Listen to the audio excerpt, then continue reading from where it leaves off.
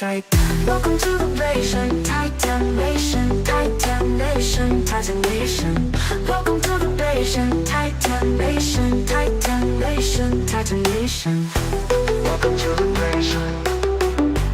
Welcome to the Blation. Welcome to the Blation. Welcome to the Blation, Titan Nation. Welcome to the Blation, Titan Nation.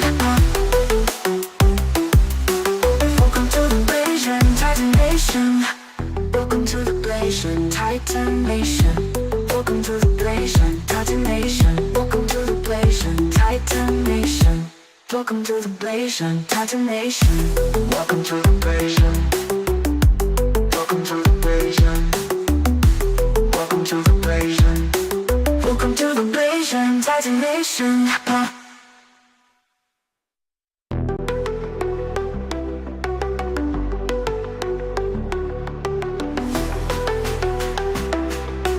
Welcome to the Blation, Titan Nation.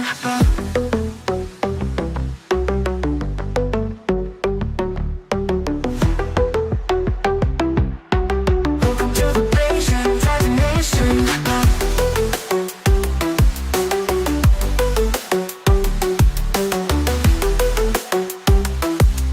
Welcome to the Blation, Titan Nation. Welcome to the Blation, Titan Nation. Welcome to the Blation, Titan Nation. Welcome to the Blation, Titan Nation. Welcome to the Blation, Welcome to the Blation, Titan Nation, Titan Nation, Titan Nation. Welcome to the Blation, Titan Nation, Titan Nation, Titan Nation. Welcome to the Blation. Welcome to the Blation. Welcome to the Blation. Welcome to the Blation, Titan Nation. Welcome to the Blation, Titan Nation. Welcome to the Blation, Titan Nation. Welcome to the Blation, Titan Nation. Welcome to the Blation, Titan Nation. Welcome to the Blation, Titan Nation. Welcome to the Blation, Titan Nation. Welcome to the Blation. Welcome to the Blation. Welcome to the Blation. Welcome to the Blation, Titan Nation.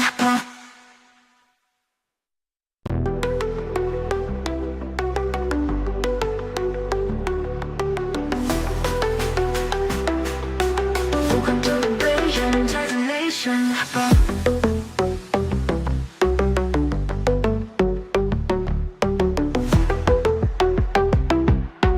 Welcome to the Blation, Titan Nation.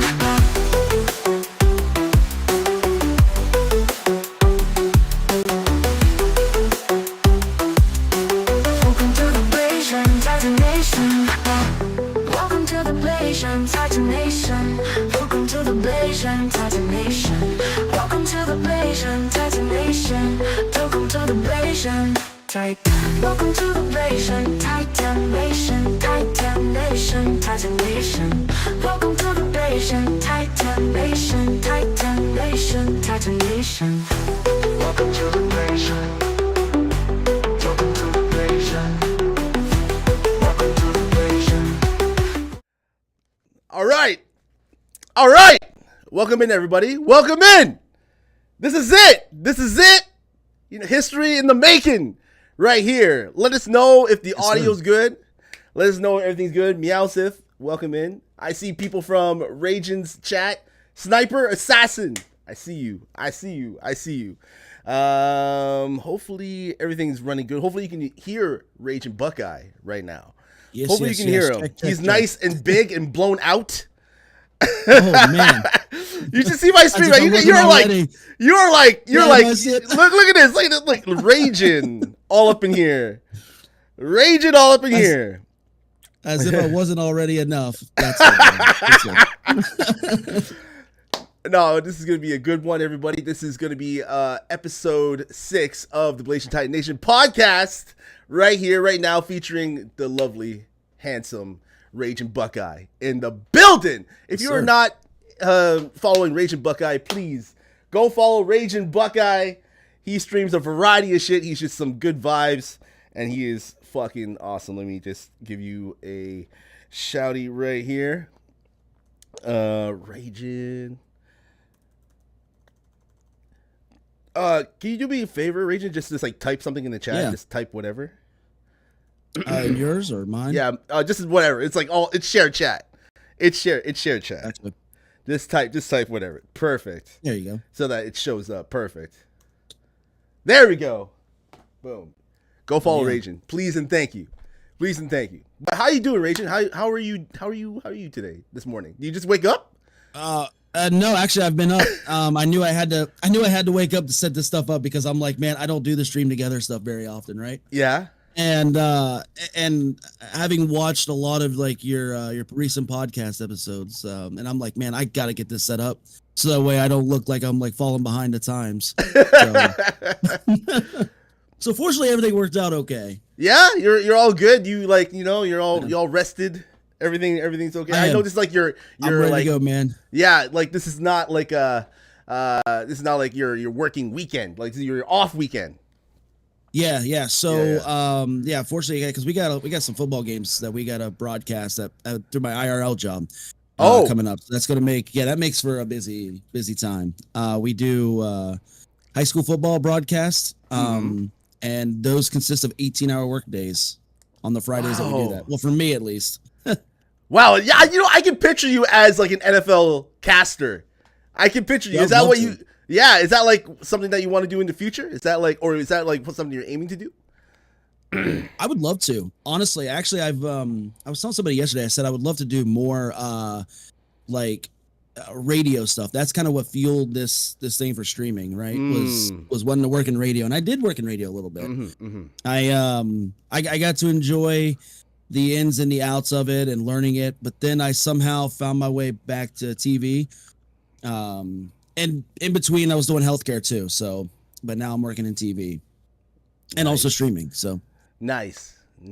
So let's start this off from the beginning.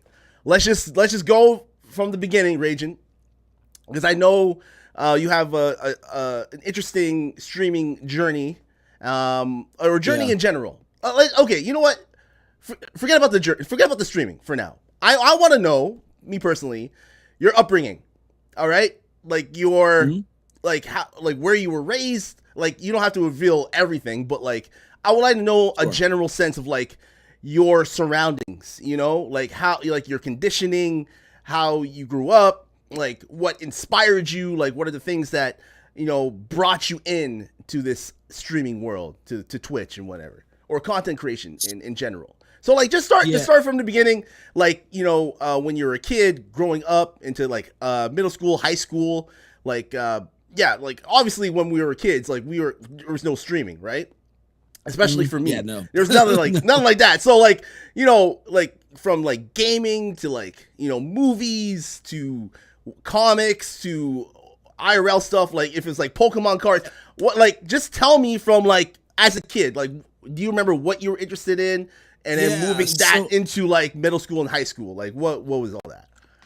So yeah, like back in the day, I think the only kind of streaming that you said the word stream and you're like, oh, you mean the body of water that runs out back behind the house? You seem like a country guy. That's what streaming was. Yo, Raging, you seem like a country guy. Honestly, you seem like a country boy.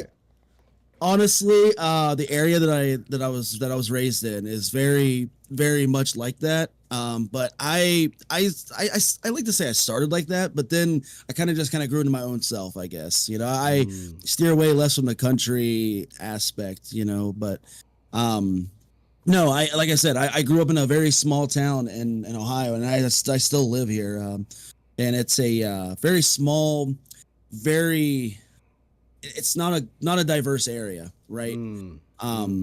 So it's that's also one of the cool things I really like about streaming is getting to meet other people. I've said this on my streams is, when you live in such an area where it's not so diverse, you want to explore more as you get older. And that's been me at least. And so, but anyways, so I grew up, my mom, she was a healthcare worker. My dad, he just kind of did various jobs, before he passed in 2012. But my mom, she worked in healthcare, and so that's what I wanted to do growing up. And so when I went into high school, my last 2 years in high school, I took a class in one of our local vocational schools and got my state tested nursing assistant license. And I worked in healthcare for about 6 years. I spent three or four of those years on an Alzheimer's unit.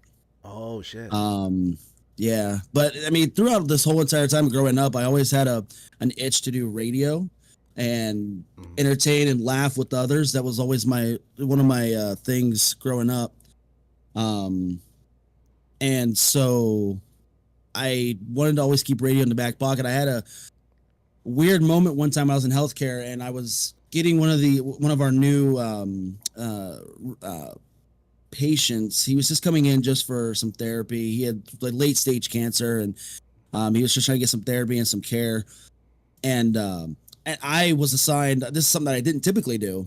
But anyways, I was assigned to check in his belongings, check him in, and go through like mark. Okay, you got this, you got that. So as I'm like pulling his personal items out, I'm like, oh, okay, you got like this big giant radio with like a giant antenna. I'm like, okay. So I asked him, I was like, so are you like a firefighter or a police officer? He said, no, close to it. I'm like, okay. Did you work in radio? You mind me asking? He's like, I did work in radio. He goes, but that's not what this was for. He was actually one of the guys that started the 911 system in the area that I live in Southeast Ohio. Oh, and wow. He played a very significant role in that.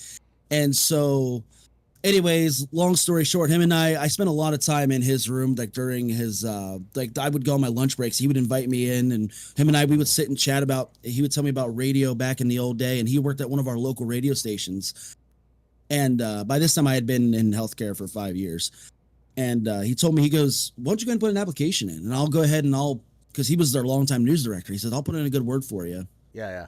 And I'm like, yeah, sure. So I did that, and a few months later, they called me and they hired me. So I worked at that radio station for a year and did just about everything that I possibly could, except for run the damn thing. And like, were you like, cleaning? Like you're pretty much a PA. You're pretty much an assistant. Yeah, dude, I was like everything, man. I was like except on the radio. Yeah. For the last like 3 months, they did put me on the radio, but I just wasn't making enough money. So I went back to healthcare, and then now I found myself in TV. But yeah, that drive for radio is what kind of put me in this spot where I'm at today. So was it always like you wanted to be in like a sports radio, or you just want to be radio, like music radio? Like, I think those are like the radio. Top two. Okay. Yeah, honestly though, I've from watching your streams, I know you said that you're not a huge sports guy. Yeah. And a lot of times, and there's a lot of people I encounter who are like that. I'm just like, because like growing up, there was this radio, one of our local radio stations had this game. And of course, where I live like right on the border of Ohio and then West Virginia. Like I could throw a rock over to West Virginia, right? And they had this game on there called the War Between the States, where they would get one person from Ohio, one person from West Virginia, answer a couple trivia questions, and then they would do a giveaway for a local business, like a big gift card, like a $50 gift card. And so I just remember that vividly. And even talking to some people in the area that I live in, I was like, does anybody remember this? And everybody's like, no, I don't remember this at all. I'm like, well, damn, I do. I remember sitting on the bus listening to this. So, it was always music and or sports. I think mainly more music, I guess. That was always the drive. So, are you into like heavy metal music, or what kind of music are you like usually into? Well, it's like a wide range. You look at like variety. Yeah. If you look at my playlist, it's pretty bipolar. like it could go from I got like Fur Elise on there for was it Beethoven or whoever wrote that piece, and then to Five Finger Death Punch. I think I fall more into the rock, the rock kind, Motionless in White, Five Finger Death Punch, those would be my favorites. Okay, so now that let's say for example, you are gonna be working for a radio station or a newscast station or whatever. Where's your like dream like radio job? Like where would you want to end up? Where do you want to be? That's such a good question, dude. That is such a good question. And honestly, it's one of those things like the more you learn the business, or the more I've learned the business. This is for me speaking, or me personally speaking, but the more I've learned this business of media and radio, I actually have no idea what I really want to do. Honestly, I feel like I want to do more on-air stuff, but I've also really enjoyed the production side. And streaming, I think, also as I can chalk that in there as well. It's giving me that itch to do production. But I don't know, man. I think I still lean towards the on-air stuff because I still like interacting with people and making them laugh, making their days brighter and better. I guess that's also the healthcare worker in me as well. So yeah, I can picture like someone calling in and ask you, like, like people who call in, like radio hosts, like we'll put out a number. Okay, dial the number and like you put out like a question, some like ridiculous question, like what do you think? What are your thoughts on such and such, or what are your thoughts about like opening with a joke with like the chicken crossing the road? What are your thoughts? Do you think people should open with another joke? Okay, do you think people should open with another joke? Listen, some shit like something like that. Yeah, always respond a joke with a joke. I guess sometimes it just makes it better. Oh man, but, do you see yourself you see yourself as like a comedic radio host, like maybe like more like a Howard Stern, maybe. I don't know. Howard Stern. Oh my god. I don't know. Howard Stern, bro. Howard Stern. When I first watched him, I was like young. I don't know how old I was, but I don't know if you remember. He had this guy on. He had like a green spandex. I don't know what the fuck it was, and he would like take the mic. Yes. He would put the mic up his anus or something, and he would make fart noises. I was like, what the? Why is this guy? Man, I swear to God, I was like, what? I was like, yo, what is this? What is going on? Days of Howard Stern. Yo, I didn't even know what the fuck he was doing. What was he on? What was he doing? Why was he there? And why was he, farting into a mic? Like, why is he farting into a mic? Makes no sense to me. But hey, only thing I do, I just shake my head and I just say that's American comedy, I guess. So Howard Stern is one of your inspirations? Howard Stern, but if I had to put somebody above him, it would be Ryan Seacrest. I do really enjoy what Ryan Seacrest does. He's got I also just recently learned, probably about a few years ago, that he has I believe it's like a hospital. He's got like a studio in a children's hospital where kids can go in and pretend to be on the air and do radio stuff.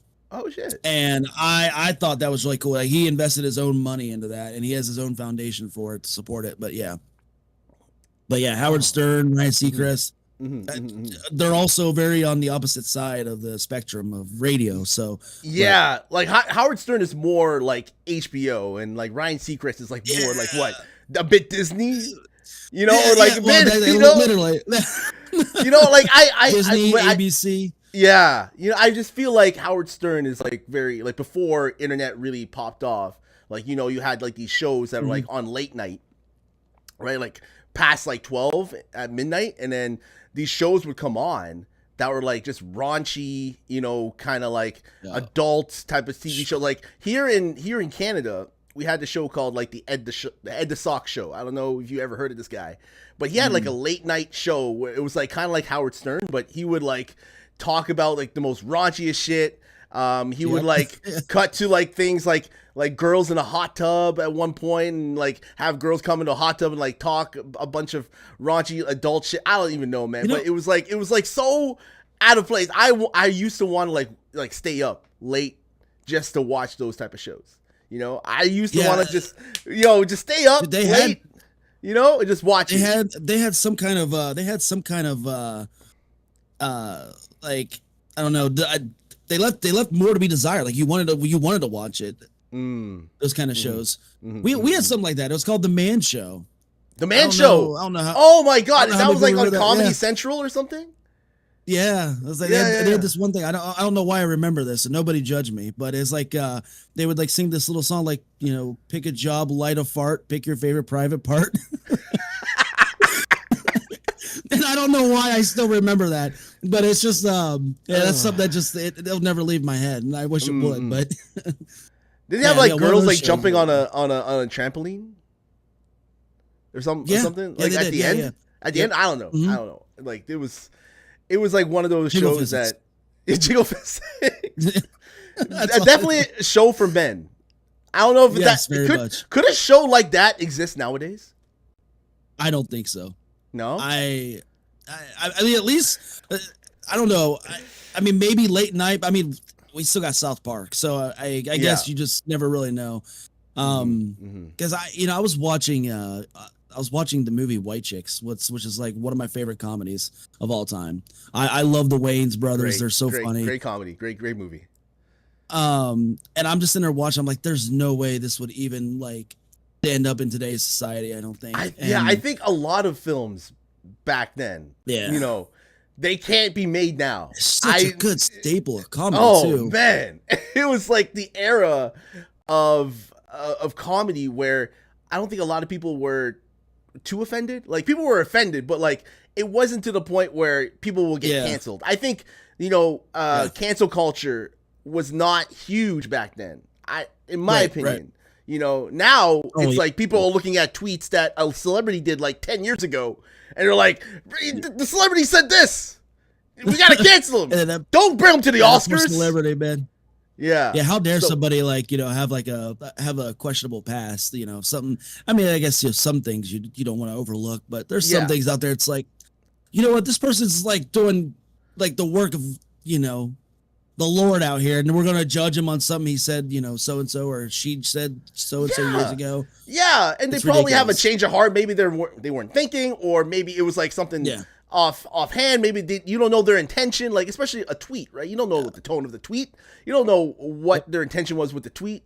And maybe it could have been malicious. It could have been just, you know, fun. It could have been like a comedic thing. But at the end of the day, it's like, you know, if you look back at somebody's past and be like, well, you did this as a kid, so you don't deserve this. It's like, bro, no, you know, I think there's a point where you just have to be like, okay, you know, they're a different person now. They've obviously proven that they're a different person. So we can't just cancel them just right there and then, you know, it's insane. Yeah.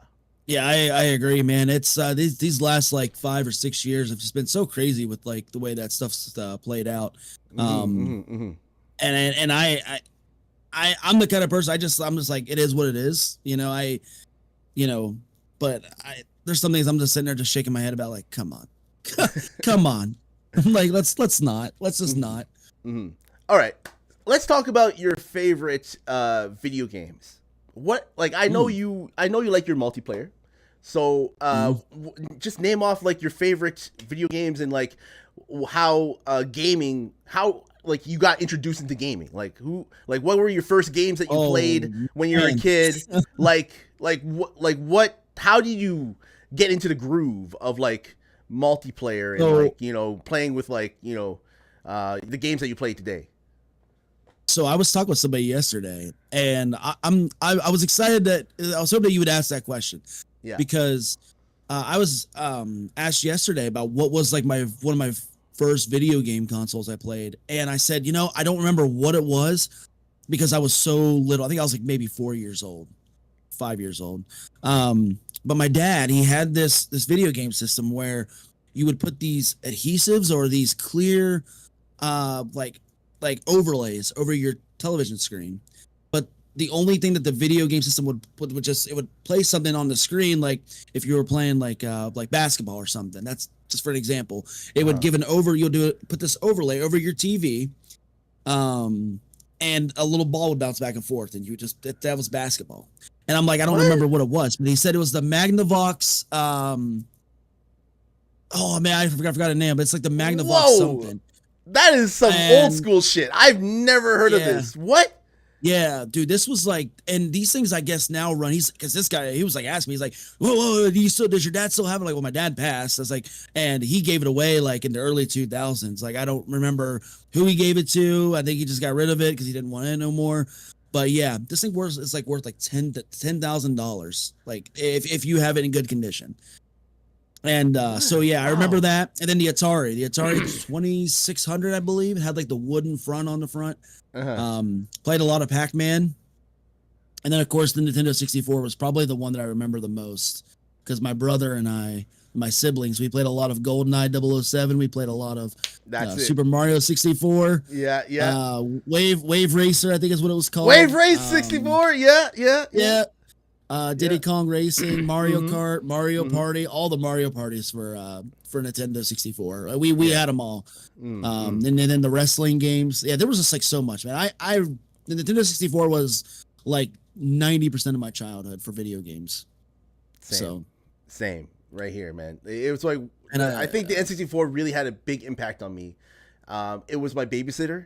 Like, I didn't have a father growing up, so like my mom would go out and work while I stayed home and played video games. I remember I played Zelda, Ocarina of Time. I played there was Donkey Kong 64, Diddy Kong Racing. Oh yeah.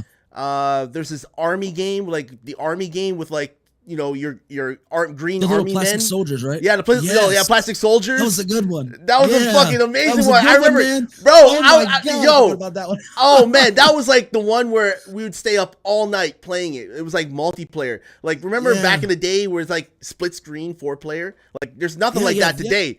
There's nothing like that today. I keep I am screaming to the high heavens because, my God, like, we need, like, there has to be one game. Can one game come out where you have like 4-player split screen, like just co-op, just like a fucking offline game? You don't have to be online, just fucking 4-player split screen. You're just having fun and you're just having a ball with each other. I remember back in those days, because like the N64, you can have like 4 controllers, right? You can, insert 4 controllers, and everybody brought their own controller. Like, everybody had an N64 that I knew. Yep. So everybody brought their own controller, and we would play like GoldenEye and like this I forget the game, like the army game, right? The one we mentioned.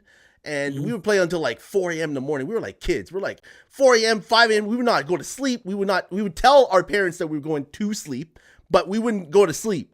We would just be playing it like all night. We were the same way with GoldenEye, man. The man with the golden gun was like our favorite. My brother and I, we'd have bruises on our arms because we'd be decking each other. Like, hey, your screen looked. Well, it's like, the screen hacking. It's like, what?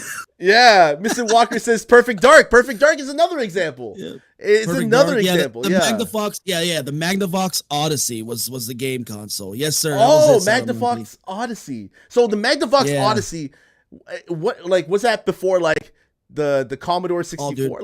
Like what was that? Where did that? This thing was like an ancient artifact. I honestly, like, dude, bro, I'm telling you, man. Like, way before. Way before that. God damn. Holy shit, man. I can't even believe that. What could you do?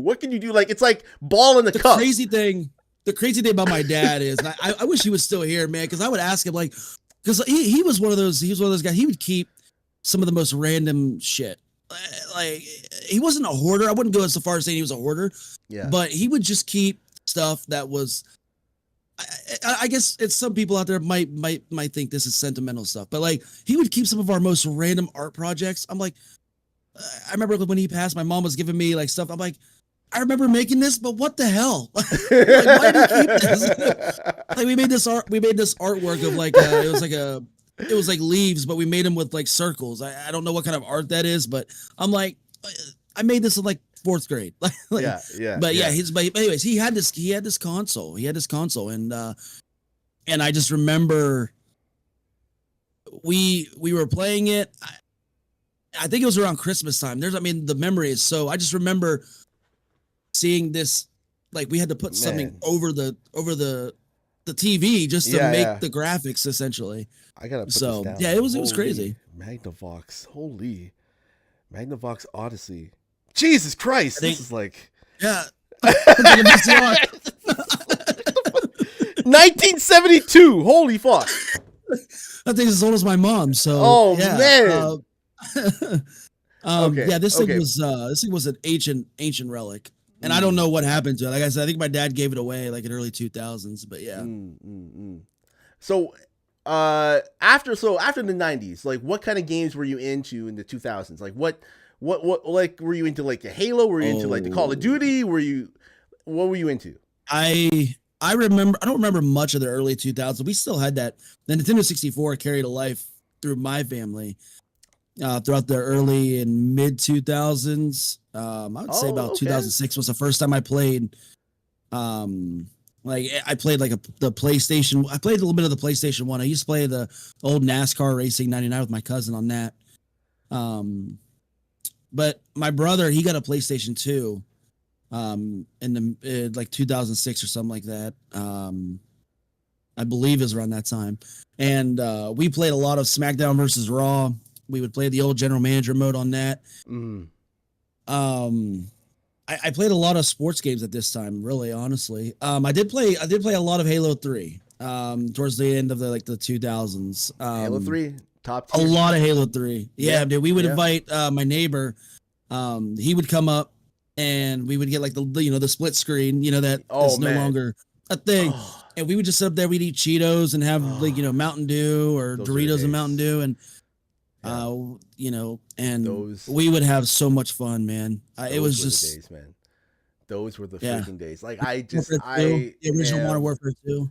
Oh yeah, when Modern Warfare came out, okay, that was like revolutionary. Like when that came out, and then that it changed like the whole perspective on things. I feel as though when multiplayer, like online multiplayer, when that was like really, really like growing and popping out. Like it just really changed the perspective, like on like the internet in general, like just changed like a lot, between when it first started, like with Xbox Live and then now, it's insane. And when Halo 3 came out, it was like, holy shit, like, you have this game that literally checks off all the boxes, literally. And you could play that game with like 4 people, not only online, but like you could go through the campaign with 4 people. Like I was just like blown away. The campaign thing was wild. It's like, you can like do like co-op throughout the campaign. I remember that was one of the things that we did, my brother and I did. Yeah. Was doing the campaign stuff. Yeah. Yeah. And now and then it was now they fell off with like Halo Infinite not being like, I don't understand. Like, why is it that companies, especially like nowadays, like they like when it comes to the features, like especially like a feature like co-op, like not included or not included day one, and just include it as an update. The internet really was like really despoiled it. Baldur's Gate 3 was like my biggest question was like, I know we're like really advanced in time here, but like Baldur's Gate 3 not having the cross play right off the bat. It's like, how do you not have cross play in this day and age? So I'm just like, it's just some of these companies and the way they steer away from like what worked it's very questionable. Like Call of Duty, I remember when they tried to do, I don't even remember what it was, Advanced Warfare. They tried to do like the exosuits or whatever. It's and like, the flying around, like why? Yeah. I fell off. You're trying to be something you're not. Yeah, I like the zombies mode in Black Ops because I played the shit ton of Black Ops. But after that, I was like, kind of like dabbling in Call of Duty. Like I wasn't really in. I was more into Battlefield, to be honest. I was more into Battlefield 3 was like my shit. Like I remember around the same time like Call of Duty was coming out and like Battlefield were like having like Battlefield and Call of Duty are like enemies. That's competition right there. But I just prefer Bad Company was mine. Bad Company, yeah, Bad Company. Vietnam was another one that I used to play a lot. And like I just remember just it being just, I don't know, it was more my speed. It felt like I was an actual Battlefield, Have you played the beta? Have you played like the Battlefield beta? I have not, but I've seen everybody else. But I've actually watched probably more of your streams than most other people I see streaming it. Bro. And I'm like, man, like if Blasian's enjoying this, I know that I would probably enjoy it. I know. I'm enjoying it. I'm enjoying it. It's like they're taking a lot of things. Like they're trying to get. It's pretty obvious they're trying to get the Call of Duty crowd, but they're trying to appease the Battlefield like hardcore crowd. They're just trying to do so many other things. And at the end of the day, I'm just enjoying it for what it is.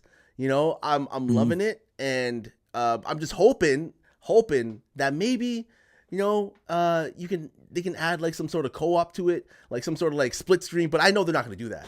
I know it's like company greed is like they want you to have your own copy so that you use the online service to connect with another person, and then like you do your thing. And then at that point, it's like not even yours, and then that's like a whole other topic. Oh yeah, that's like digital. Oh man, who knows? Who knows if it's gonna be the server's gonna shut down? Yeah. Like this is an online centric game, and if you are not playing this online centric game like 20 years in the future, then it's like it's gone.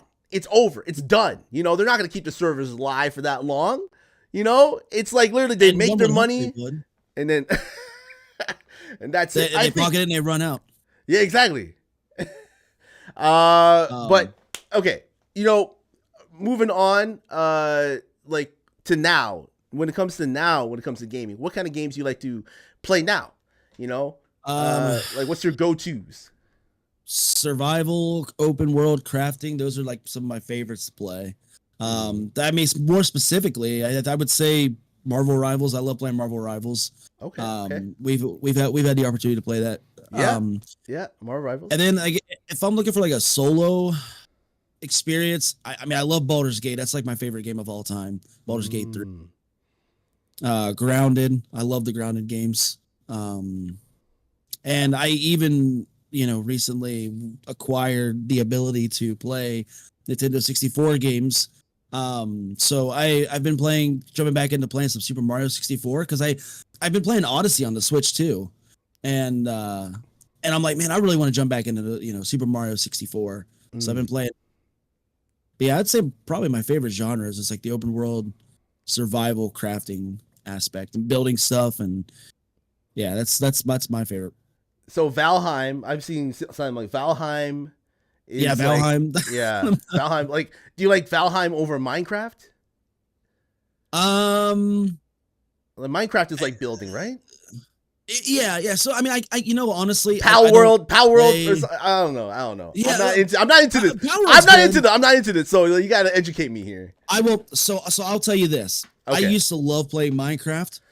But then one of my friends, Asparagus 1800, he introduced me to modded Minecraft, and that was like pulling the sheet like off my head and like introducing me to a whole new form of Minecraft. And so playing like modded Minecraft is so much better. And I don't even touch vanilla Minecraft. I do a lot of just modded Minecraft, but I would still probably put Valheim over Minecraft, just because it's very. They did a great job with the theme of the game, like the Viking stuff. The building is realistic with like some of the physics. You can't build like a pole and then build a bunch of wooden planks across because they're going to eventually fall because there's nothing supporting them. But yeah, no, I like Valheim. I'd say Valheim over Minecraft, but Grounded over all of them. I've been looking at Grounded, and I don't know. I guess I haven't tried it myself, but like I've been watching yourself and like other streamers play it, and I'm just like, I don't know, man. I don't know. Grounded 2 right now is still in that. If you're not a Grounded fan and you're wanting to try it, I mean, I guess you could. Nothing's stopping you, but maybe just let it cook a little bit more. But Grounded 1, if you're interested in it, I'd go for it. It's a really fun game. It's got a good story too. Yeah. Silence says it's better in a group than solo. Like when you're playing Grounded.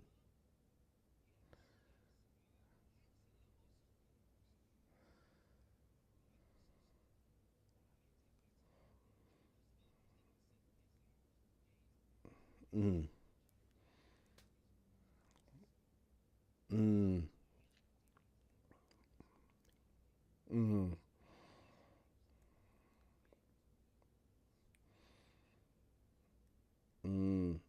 Do you prefer to play with multiple people? Is that like your thing? Like every time you go live, like you prefer to like to invite people and like say, come on, let's play something. Let's play something. You know? Is that like?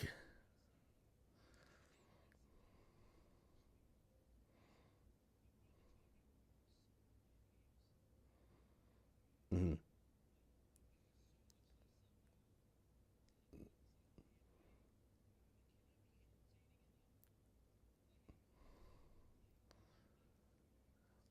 mm, mm.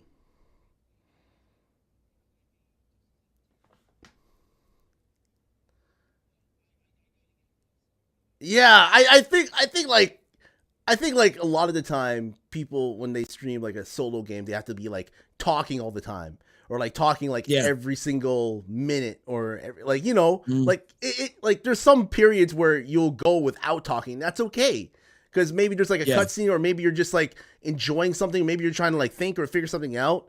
And you know people who if people are going to be leaving your stream or whatever the case may be like because you're not talking or whatever, it's okay, it's fine, it's like it's not like the end of the world, you know. Yeah. Like people there, that's why people just you know go lurk or you know go somewhere else. It's fine. It's okay, it's okay, it's okay. Like don't like I again we'll get into the topic of Twitch, like, but you know, me personally, like I turn off that viewer account and I'm just like I'm invested. I'm invested in the game that I'm playing, and I'm just focused. I'm just focused. But yeah.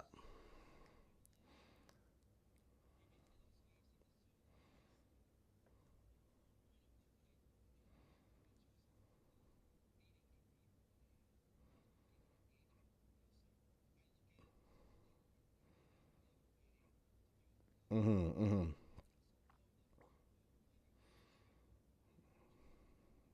Mm. Yeah, yeah, yeah. So, mm-hmm. So what kind of like single player games do you like to play other than Baldur's Gate 3?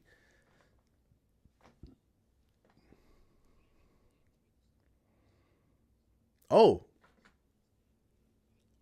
okay.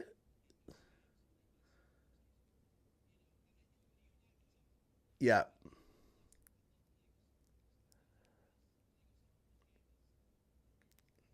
Have you have no what Raging, have you played Star Wars Knights of the Republic?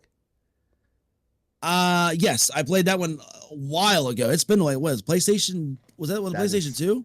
Yeah, PlayStation 2, Xbox, the OG Yeah. Xbox. That Yes. game is the best. I don't.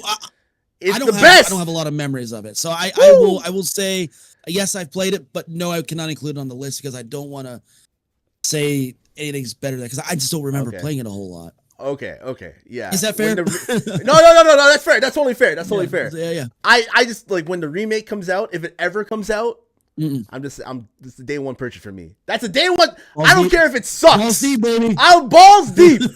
I am going balls deep into that Star Wars Knights of the Old Republic pussy. Okay, Yes, I don't sir. care. Yes, sir. I don't Yes, care. sir. Don't Yes, care. sir. Full price. If it's a shit game, What? whatever. It's hard to fuck Dude, that I up. was so It's hard to fuck I was that so up. happy. I was so happy during the week of May the 4th to see Star Wars Battlefront 2 get its player count back up. Yeah. That was so cool to see. I was like, I have been like hoping that game would just get some life injected back into it because it is a really fun game. Mhm. I think a lot of people were like, oh yeah, this ain't the worst game we've played. I don't know if people needed a sampling of bad games to show that this was not that bad of a game or what.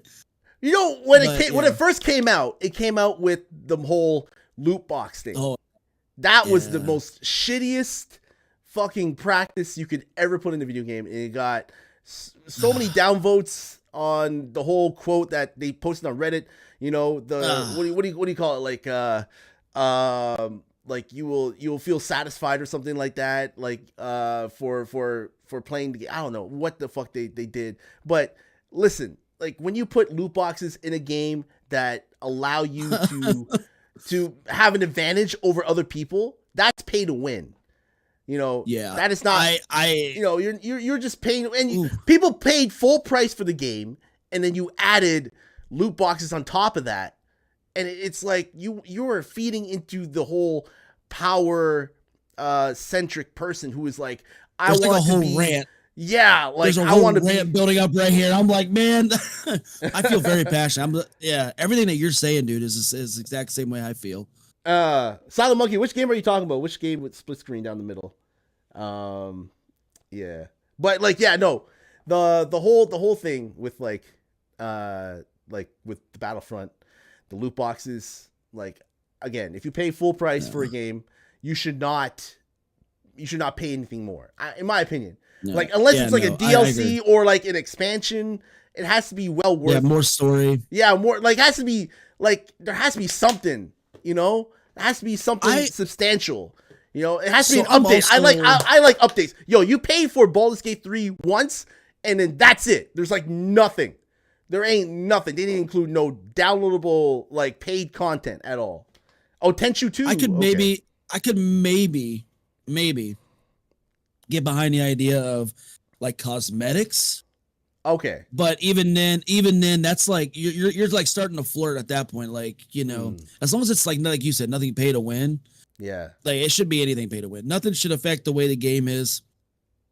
Nobody should have to dig deeper in their pockets to pay for something to get better at a game. That's horse shit. But yeah, or to have an advantage over another person. Like, I paid for this gun, and I get you know, more DPS on this gun than a regular person who didn't buy like the DLC or whatever the thing is. You know, that's what I'm talking about.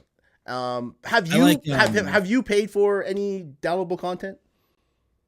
Like that's pay to win, or like loot boxes, or like anything in general, like or no, battle pass? I have no. I okay. So like Marvel Rivals, it's free. So I do pay for that. I do pay for their season pass. It's, you know, to me that's not bad. The game's free.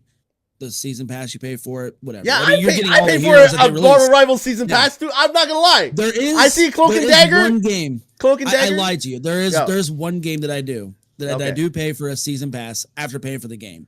Okay. And that's Sea of Thieves. Okay. But you get it for like a discounted price with Game Pass, so it's like $8.99. But you get, if you grind out the entire thing, and it's not that bad of a grind. I mean, you can like level up like 20 levels in like I don't know, I can at least in an hour and a half. But anyways, you get all this stuff, and like all the rewards you get, to me, is worth it. I mean, new skins, premium currency. You don't have to buy the premium currency; you just buy the season pass. I mean, you get. Dude, I've got so much premium currency just from buying the season passes, from like buying like 6 of them, that I don't know what to do with it. Like, cause I'm like sitting on a bunch of premium currency from buying that season pass. So I'm just like sitting waiting on, maybe there's a new skin that I like. That's the only game. That is the only game. See it. But you enjoy the game. You love the game. You like the game. Yeah. It's not predatory. It's not predatory, right? And it doesn't give you any advantage over anybody else. It's just simply cosmetics. That is all it is. You get all the weapons, obviously, in Sea of Thieves, for those who have played it. You get all the weapons, but you don't get any kind of advantage if you buy anything. Okay. It's just all cosmetics. So. And I feel as though that is fair. That is fair. You know, yeah. You know, if you put out a game, like there's some games out there that, you know, you pay full price for, and then, you know, after a while they put out like some, like for fighting games, for example. Fighting games are big. They do this. You know, they put out the game, and then, you know, obviously you have some characters that you like, that want to see them like maybe half naked or something. You know, you want to see the goodies. All right. Yeah. And they have like a swimsuit set for like $10. They're like, oh fuck, I gotta get that. Mortal Kombat. Mortal Kombat. For me, it was Dead or Alive. I love Dead or Alive, man. Those jiggle physics. I'm telling you, that's how they get me. That's how they get me, bro. I'm telling. Oh my god, that's how they get me.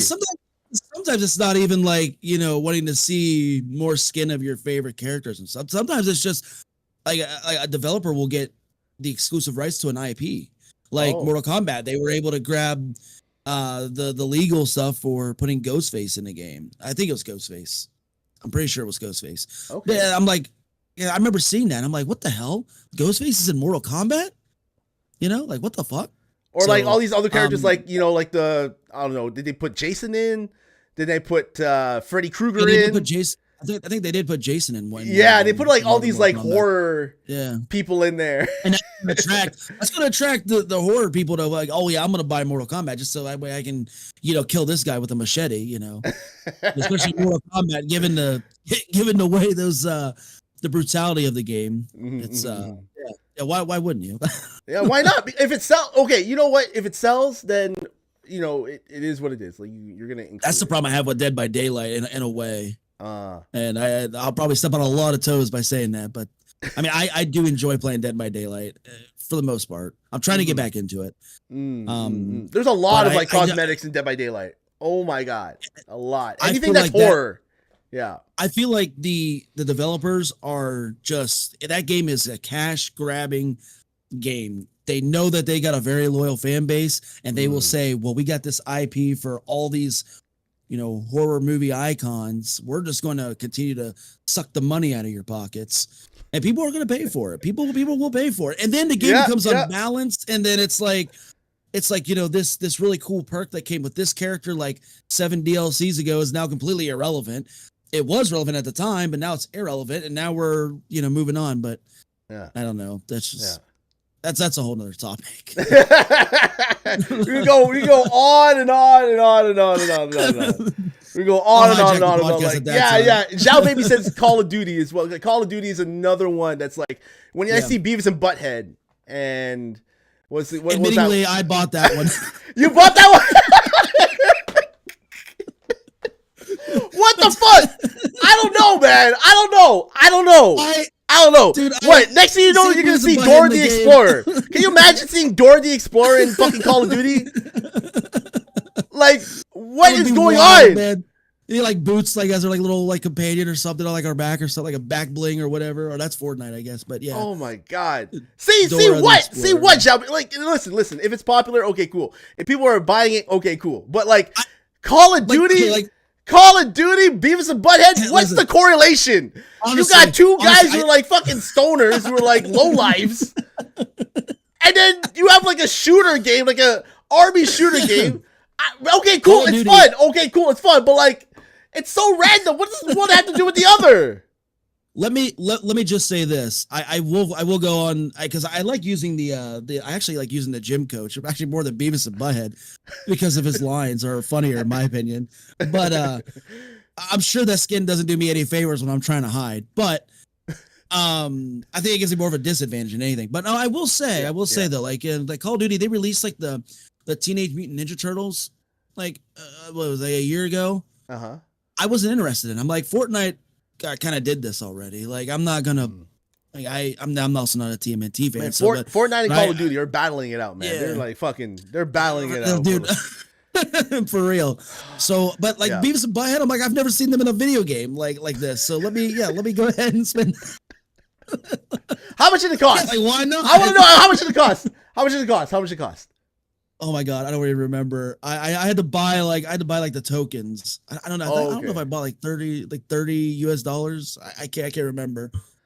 But yeah, no, I did. I did it like on a whim, like just The Beavis and Butthead, say less. Like that's it.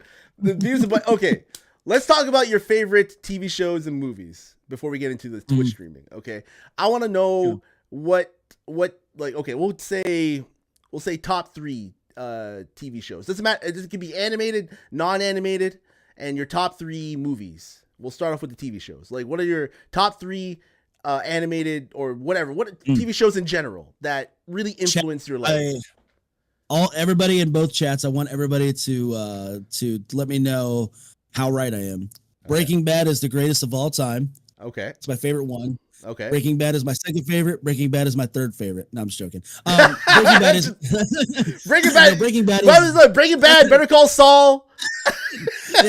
Breaking, and then El Camino. No, Breaking Bad is my favorite show of all time. I do love it. It's like overall TV shows.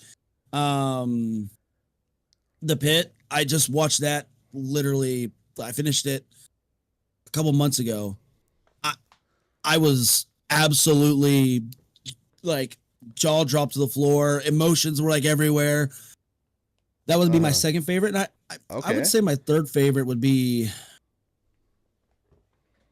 man, Golden Girls. I love the Golden Girls. You know, sitcoms. It would be my number one, but but overall TV shows. Yeah. Okay. Golden Girls, Breaking Bad, and The Pit. Yeah, Golden Girls. Yeah. Yeah, The Pit wasn't that like just for one season?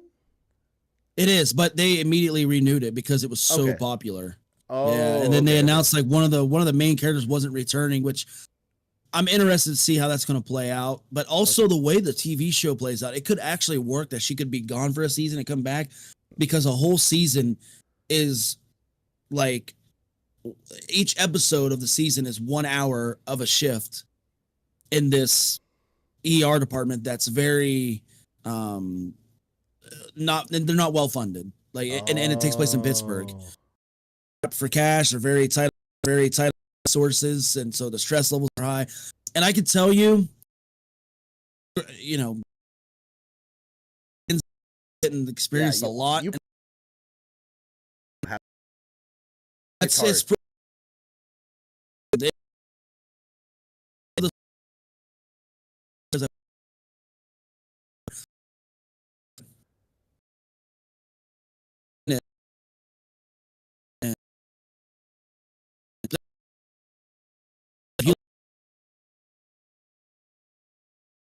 Show.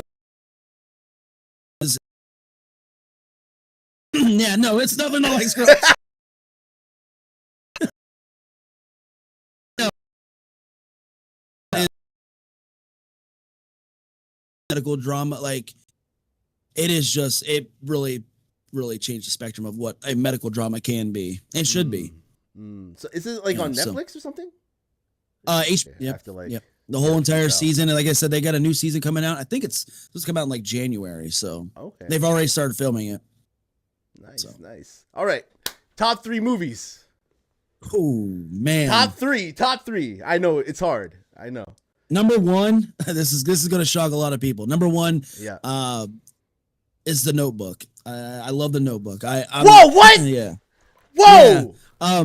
The Notebook is my favorite movie of all time. Yeah, I can go Ryan Gosling right into that. Whoa, yep. James Garner. Number 2 is oh man, maybe Star Wars. Maybe Episode 3 would be my second favorite. Okay. See, it's so hard, man, because like movies are. I would put third. I would put White Chicks, because White Chicks is like it's one of those movies I can like literally watch over and over and over again. Man, just quote it. You can watch Terry Crews just mouth live 1,000 miles. Yeah, I walk 1,000 eating the oysters. Hitting on every single white woman. So good. Like in a Speedo. It's such a funny movie. Oh man. Yeah, so The Notebook is actually my favorite movie because like I said, when I worked in healthcare, I spent 3 of those 6 years on an Alzheimer's unit. And the movie, if anybody's never seen it, is about this couple who, it tells like their life story, but they're both in like a hospital, and his wife is got severe Alzheimer's dementia, and it tells their whole love story. And in person, I got to see something like this. Unfortunately, I remember taking care of this lady. Her and her husband had been married for I think 60 years, or a little over 60 years. Wow. And she had very late stage Alzheimer's. And he had like stage 4 lung cancer. I think stage 3 lung cancer. He had very late stage cancer. Like he was not doing well. And his drive to get from his house up out of bed, do his treatments, and come in was to see his wife. That was his goal. That was the only thing getting him out of bed. And so this lady, she had trouble walking, but me and my coworker, we would try to walk her. We would assist her down the hall. She was on the end of this long hallway, and so we would walk her. It was a nice little stroll for her. And at the end, we were getting ready to put her down for bedtime, and her husband was being wheeled up in a wheelchair with their son. Mm. And he would stand up and give her a kiss goodbye, and she screamed, like, I mean, bloody murder. Like, and she said, "Get out of my face, get out of my face." And so he was trying to, like, "Hey, it's me, it's your husband." And she was screaming, like, "Get away." Then she was starting to yell for her husband. And he's like standing right there in front of her. And me and my coworker just standing there. We're like, okay, we're just gonna go ahead and lay her down. And I'm sitting there. Meanwhile, I'm like sitting there like crying. Like, I'm just sitting there tearing up and just trying to hold my emotions back. And I couldn't do it. And I just turned my head a little bit, and her son just kind of sat the husband down, and he was obviously just completely shattered and heartbroken. He knew what the disease was. He knew what it entailed. And so from that point on, I'm like, I can't imagine being married to somebody for 60 years or even knowing somebody for that long. Yeah. And not knowing who they are and thinking that they're trying to harm you when they're trying to, give you a kiss Holy goodnight, shit. essentially. So that was completely life-changing for me. Of course, the passing of my dad too, you just kind of mix all those experiences in healthcare plus the passing of him. It really put a lot of things in perspective on what and how valuable life can be. Yeah. And trying to make the most of it. Yeah, life is too short. So, yeah. Really?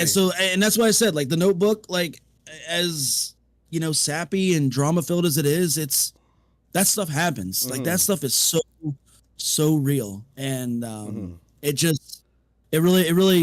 holds that special place in my heart because that scenario was it was a tough one. So I can't imagine just suddenly, like like if my mom, for example, had Alzheimer's and then suddenly I went to go see her and then she pushed me off saying, "Who are you? Who are you? Like, who the fuck are you? Get out of my house. Like, I don't know who you are." It's like, what the fuck? I've seen that, really, dude. I've seen that too, man. And that's like man. I don't even there was know. This lady, it was only like the third day her mom was there. And her husband was there with her visiting. They were visiting, her mom, and her mom was just had a death grip, like on her wrist. They just wouldn't let go. Yeah. And obviously the daughter's very upset, really having a hard time accepting what is happening. And as a healthcare provider, you're trying to just you're taught to, obviously the patient's number one, but I always try to do like the holistic care, like everybody, the family's included in my book. And so trying to she's like, the daughter's like visibly upset and the mom wouldn't let go. So we're trying to like break it up. And then the husband, he's irritated. He doesn't really understand what's going on. He's starting to yell at the mother. And I'm like, I pulled him away. I'm like, you can't do that. Yeah. She has no idea what she is doing. The nurse and my coworker are going to handle this. But you can't just sit there and yell at her. She doesn't know what's going on. And I feel like at that point, my job was to educate him, let him know what is going on. And that was another tough situation, man. Just, oh shit. Yeah, it was the worst. And I tell you, those 3 years, and I'm not downplaying anything. I mean, my grandmother, she passed away from breast cancer when I was like 5 years old. But Alzheimer's to me just holds Alzheimer's to me is just, it holds just to me, it's just like, it's just worse than cancer. I'm not downplaying anything. I'm just saying like you said, I can't imagine your parent, your loved one, or even a sibling just not knowing who you are, but you've seen them your whole entire life, and it's just all in the blink of an eye, it's gone. And that's just, it's real. It is so real. And if nobody's ever seen it, it's tough. It's really tough. I know this is a hard question, but would you rather have cancer than Alzheimer's? I would. Yeah, I would. I don't want to go a day in my life not knowing who my kids are, who my friends are, who my brother is, my mom, wife, whoever. I don't want to know. I don't want to go live a day where I don't know anybody.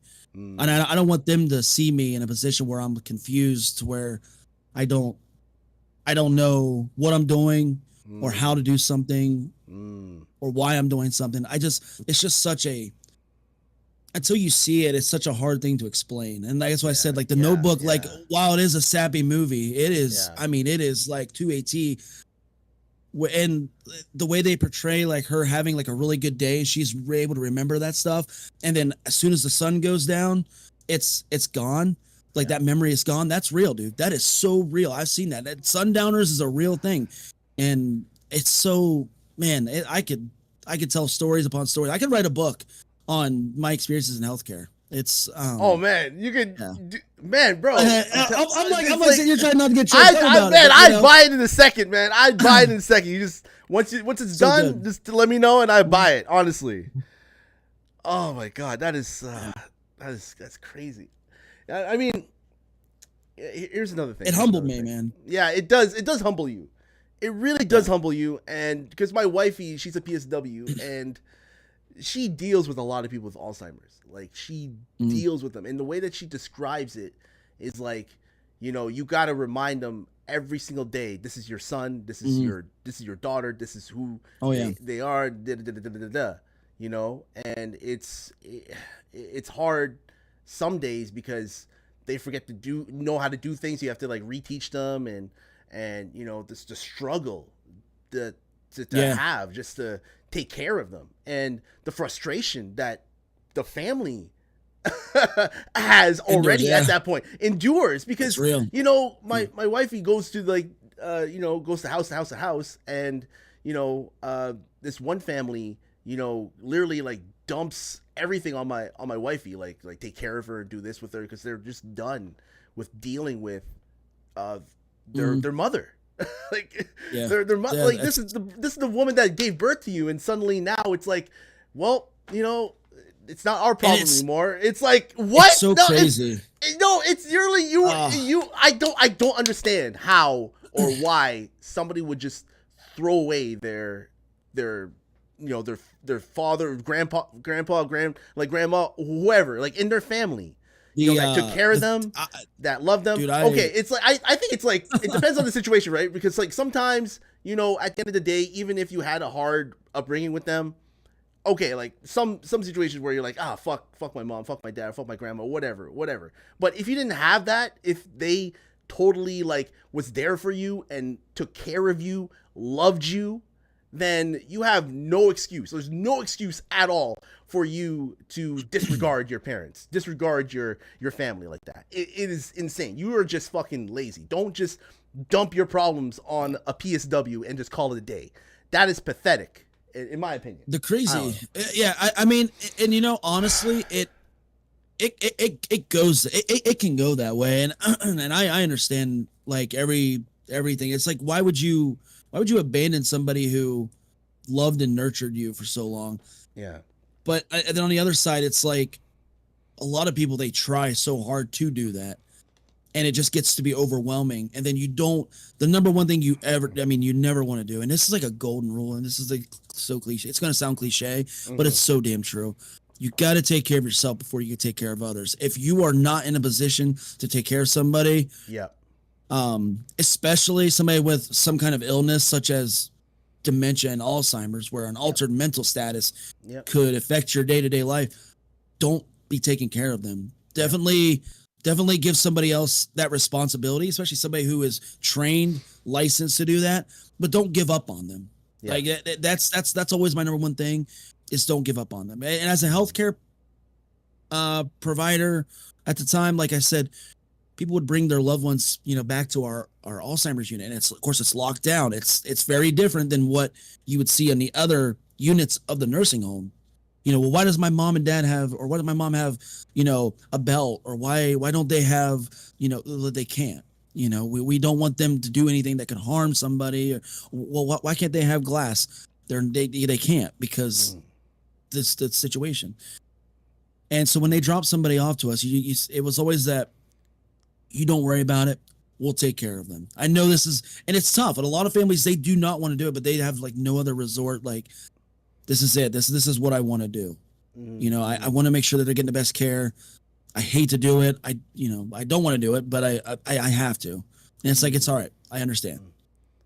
So I'm not saying because it is very, very common. It's very, very normal to think like, yes, why are you abandoning your family member? But at the same time, if somebody's at that point where they can't take care of their loved one or their mom, don't continue to try. If you can't do it, don't continue to try, because you're going to put her and yourself in further risk. And I've seen it before in the area that I live. I think just a couple weeks ago, we had an alert sent out. Somebody who escaped their house, that it was their son or whatever was taking care of them. And there was an old guy running around who had dementia. And it's like, at that point, if you can't keep up with it, of the demands of it, don't do it. Okay. So Man. yeah, it's just one hard. of those things, man. It's so hard. Yeah, it's really hard. It's so hard. It's like you have, I think you hit the nail on the head right there, because in order to take care of somebody else, you got to take care of yourself. You got to make sure you're in the right mental position. Maybe the timing is just so wrong and so bad that you just sometimes you just gotta walk away and just like come back to it, but always know that like I could never like fully abandon. Like if it was my mom, I could never fully abandon. I could maybe like take a step back and be like, okay, I need to just focus on myself for a bit. Can somebody else take care of it? But I'll always like check in and be like, how is she? How is my mom? How's my parents and whatnot? So. And as a healthcare worker, that's what you encourage the family, because you don't want to see somebody walk away from their mom or their dad, like or their loved one, whoever it may be. You don't want to see them walk away from that, because they are going to want to see you. Just because they may not remember you every day, they know there's some part of them sometimes that deep down knows who you are. And even then, even if they don't, you still just got to be there for them. Yeah, and exactly. I only know. I'm only saying all this because I was you at one point. Yeah, because I told one of my coworkers, I said, I don't understand why people are like giving up, like, and they're like, just don't think about it that way. Think about it like this is their last option, and they don't want to. Like this is it for them. And trust me, there's a lot of families that walk out of this building feeling like the worst child in the world because they have to put their mother in the care of strangers. And it's like, okay, I never thought of it that way. All right, yeah, no, I understand now. At least it's hard. At least they can trust it. Like there's some people, like my wifey works at this company, and there's like sometimes like at this old folks home that she like works part-time at, it's like they put cameras, like they're not supposed to, but they put cameras in there. But like that type of shit, like it's just wrong. I don't know, like it's crazy. Jen says, I never thought I could take care of someone with Alzheimer's, but her Opa was the best friend. I did everything I could for him when he was diagnosed. He didn't know who I was as an adult, but he remembered me as a child. Oof. Yeah. And you know what? That's the crazy part about Alzheimer's, is that it's it affects everybody in just different ways. Like it's so different. And most, with like every other health disease or whatever, it affects everybody differently. Like some people can remember all their family. They can remember, but then they forget like that they're, that like there was this one guy, he would get up and he would dress himself over the clothes that we had already gotten him dressed. So he would be wearing like 2 or 3 flannels on top of each other because he got himself dressed because he forgot he was dressed. There were some people, this one lady, she was like 102 and she thought her mom and dad was coming to pick her up. I'm like, there was so many times that she legit thought that she was going to go home with her mom and dad. And there was a time I remember, and you're taught not to treat, and this is going to sound so bad unless you absolutely understand where I'm coming from. Yeah. You're taught, don't treat them like they're kids. But in a way you kind of have to, because you are reminding them, you are constantly reminding them, but also you're trying to make sure that they have that dignity that they still can, keep, I mean, you don't want to like, scold them and this and that, but there's sometimes like I had sat down, I talked to, I said, hey, how old are you? Well, I'm 100 years old. Yeah. Yep. You're 102. How old would that make your mom and dad? Oh, well, gee whiz. I remember her telling me, I don't know. I was like, I would say probably about 130, maybe. How many people do you know that live to be 130 years old? Well, I don't know anybody that's lived that long. I'm like, I don't think your mom and dad are here with us anymore. I was like, and you've got a picture of them in your room. I don't think they're here with us anymore. She's like, well, I guess, yeah, you know what? When you put it like that, I guess you're right. And then she would forget that whole conversation an hour later, and we'd be back at square one. So you'd have to sit down but yeah, that was another moment that I remember. And yeah, she thought that her mom and dad was going to come pick her up every night because she was at school. And I'm like, no.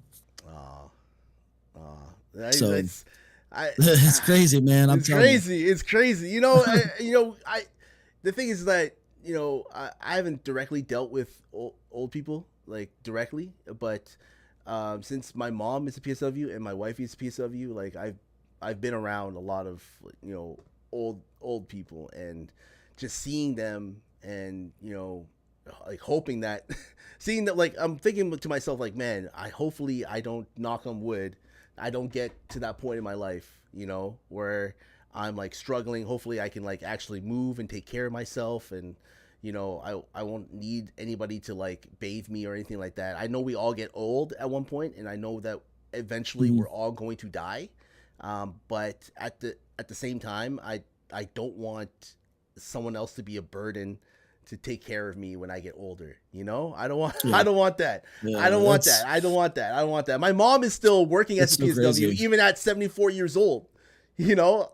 like you literally, she does not want to quit. She does not want to do anything else. She doesn't do that much. Let's just be honest. She just goes to the house and like talks right now, talks to the other person. Yeah, I mean, like keeps them company. At that point, maybe yeah, bro. That's like sometimes my wife doesn't tell me that's what all they need.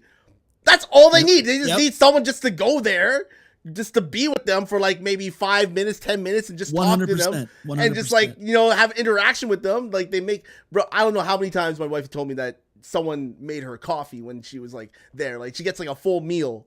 Like when she goes to another person's house, like a client's house, she gets like a full meal, and like they want a conversation. Oh, they want a conversation. Oh man, it was wild. And then like, and then suddenly like, oh, they don't even. She doesn't have to stay for the hour. Like she stays for like maybe 5-10 minutes. Oh, all right, cool. Like I'm out, done. Like you get paid for the hour. It's like so simple. And there's like sometimes where like you actually have to like do work and stuff, but like, but there's that rare occasion where she goes there and she just drink some coffee, has a conversation, and that's what they like. It's like the mental thing too, right? Mm-hmm. It's not just routine is so important. Routine is so important for somebody, especially with Alzheimer's. Yeah, I learned so much. Like I said, I started that job when I was 18 years old. For coming off of like my senior year, my dad had just passed around that time. Like there was like so much that I was trying, just beginning my life as a young man, Yeah, and it really altered my view on life completely with the passing of my dad first, and then as semi traumatic as it was, and then nearly dropping out of healthcare, just pursuing healthcare after he passed, and then I kind of got quickly put back on track, and then worked in healthcare and spent those years on the Alzheimer's unit. It definitely altered who I am today majorly. So that's that. I don't want to bring it down too much. But this conversation, just we can go on and on and on about our experiences, and especially your experiences with Alzheimer's. But at the end of the day, this is the life. This is the life. This is the adversity that we go through on a day-to-day basis, and this is something that we have to deal with. It's not like you go through life and it's like a straight line, and it's just like it's like you can't ask the dealer for a new hand. Exactly.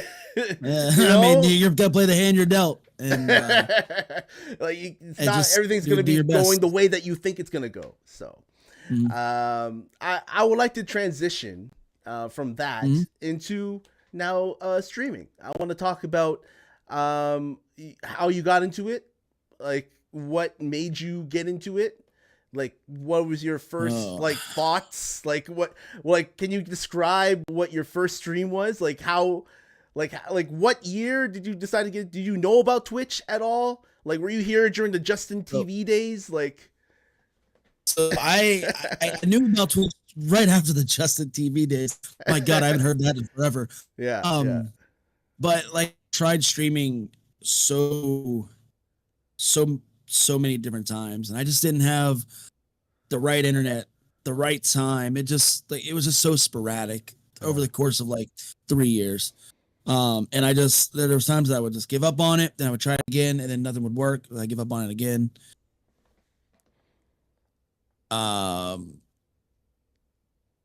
I lose internet connection? Hello?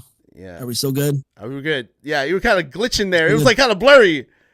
Yeah. No, I just watched my internet just decide to. It did this yesterday too for a minute. Oh, okay.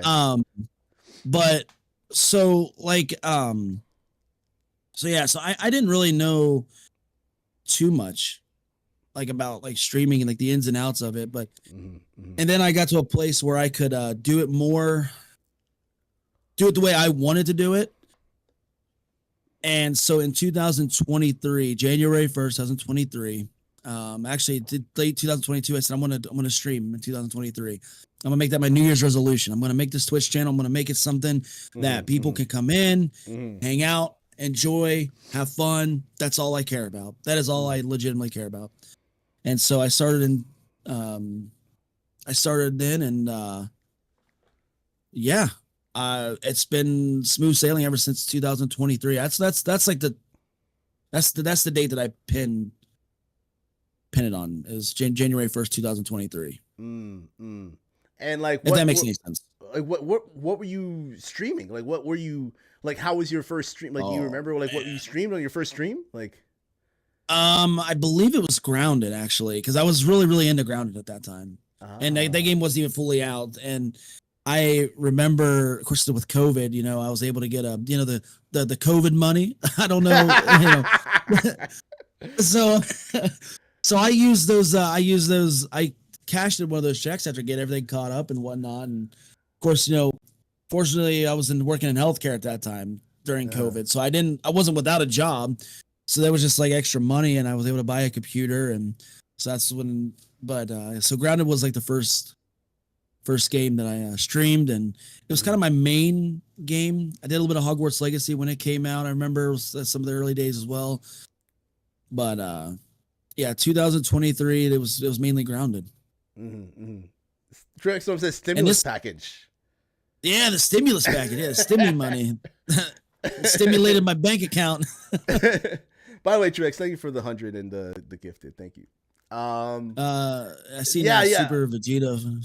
In some cases, people just and everybody, even sometimes the smallest things, Vegeta. Sometimes the smallest things can really help somebody. Just kind of touch back on that, but yeah. Welcome back. But anyways, sorry. Sorry. Keep going. Go on. But yeah, that's how I got started. Like I said, this all stems from that desire to do radio and wanting to entertain people and just have fun and meeting new people. And like, damn, this streaming thing has been more than I could have ever imagined when I first fired up that first stream back in 2023. All right. So I got some would you rather questions for you here. All right. Okay. Yeah, let's do it. So this is pertaining to streaming. All right. So, would you rather have an amazing gaming setup with terrible internet or a basic setup with flawless internet? Well, I would probably do the basic setup with flawless internet, because if you don't have good internet, what's the point? Exactly. You need good internet. Yeah. Like, why do you think like good internet is like the like you need like something, you need a solid connection. Like internet just like, I feel as though that's way more important than having an amazing setup. You can have like a great setup, but like if your internet is shit, then you don't have a connection.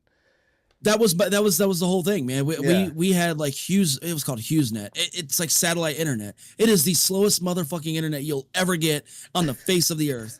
Like, I mean, I was drawing in like 20 megabytes, and then once you reach like the data cap, you were done, and then you were down to like 2 megabytes per second. And I'm like, I ain't streaming on this. There ain't no way.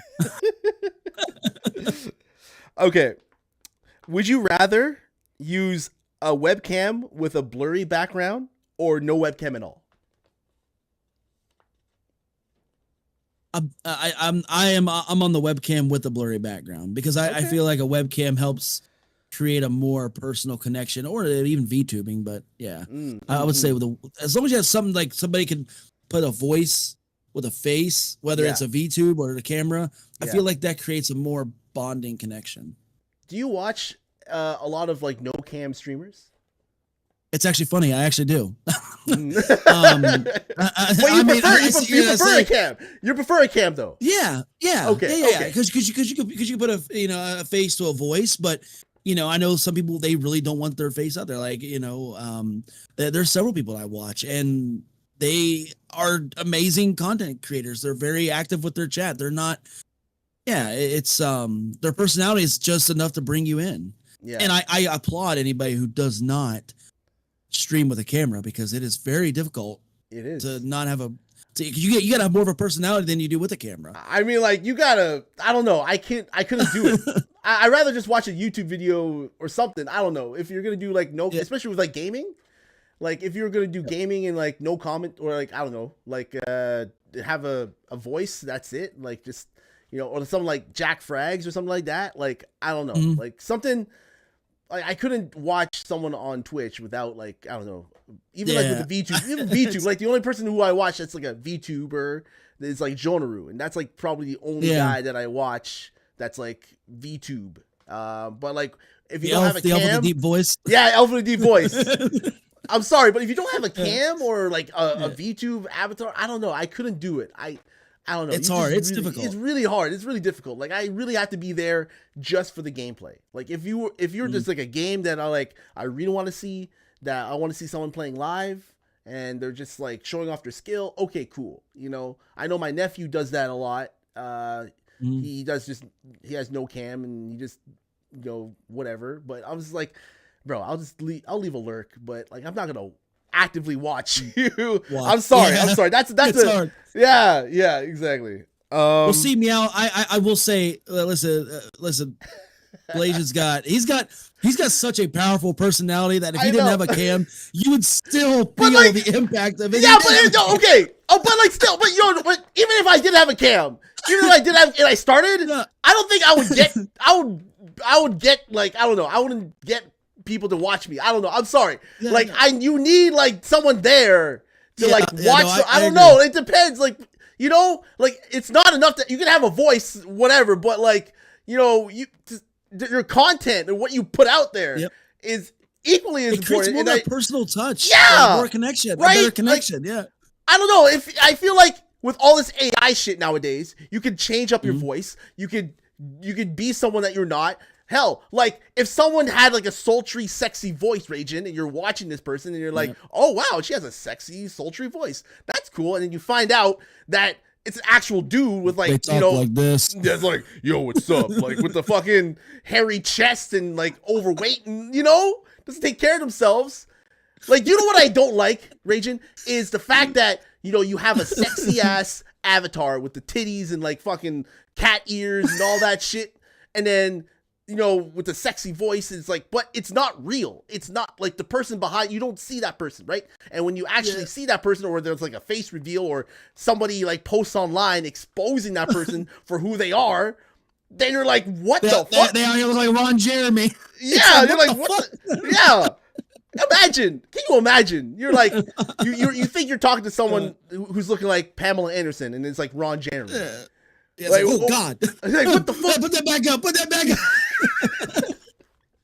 People rather have the fantasy over the reality, right? Yeah. And this is what I think about when age. And I'm just like, why not just stick to the reality, man? You want to see someone for them. Like, this is why I like to watch someone who's actually have a cam and, you know, who's like, you're seeing them eye to eye. Like, this is something that you have a personal connection. They're not hiding. And I understand people who don't want to show their face and still want to stream. But, you know, like, the people who watch that person are probably going to do the same.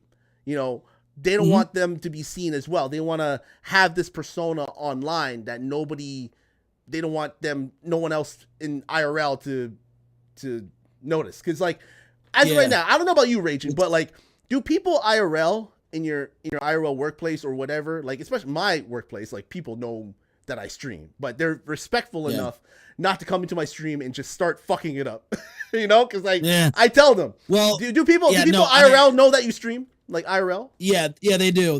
I actually have one of my coworkers he's been in a couple streams here recently, and so I have a couple former coworkers, but my one he'll drop my first name, but which is fine. It's because I have a hat that's got my first name. It's got Austin right in there. I was like, but just don't come in and just start talking like. Don't start location dropping and all that. Like, I feel like I'm pretty open without being completely open. Like, let's not just completely open that bag, you know?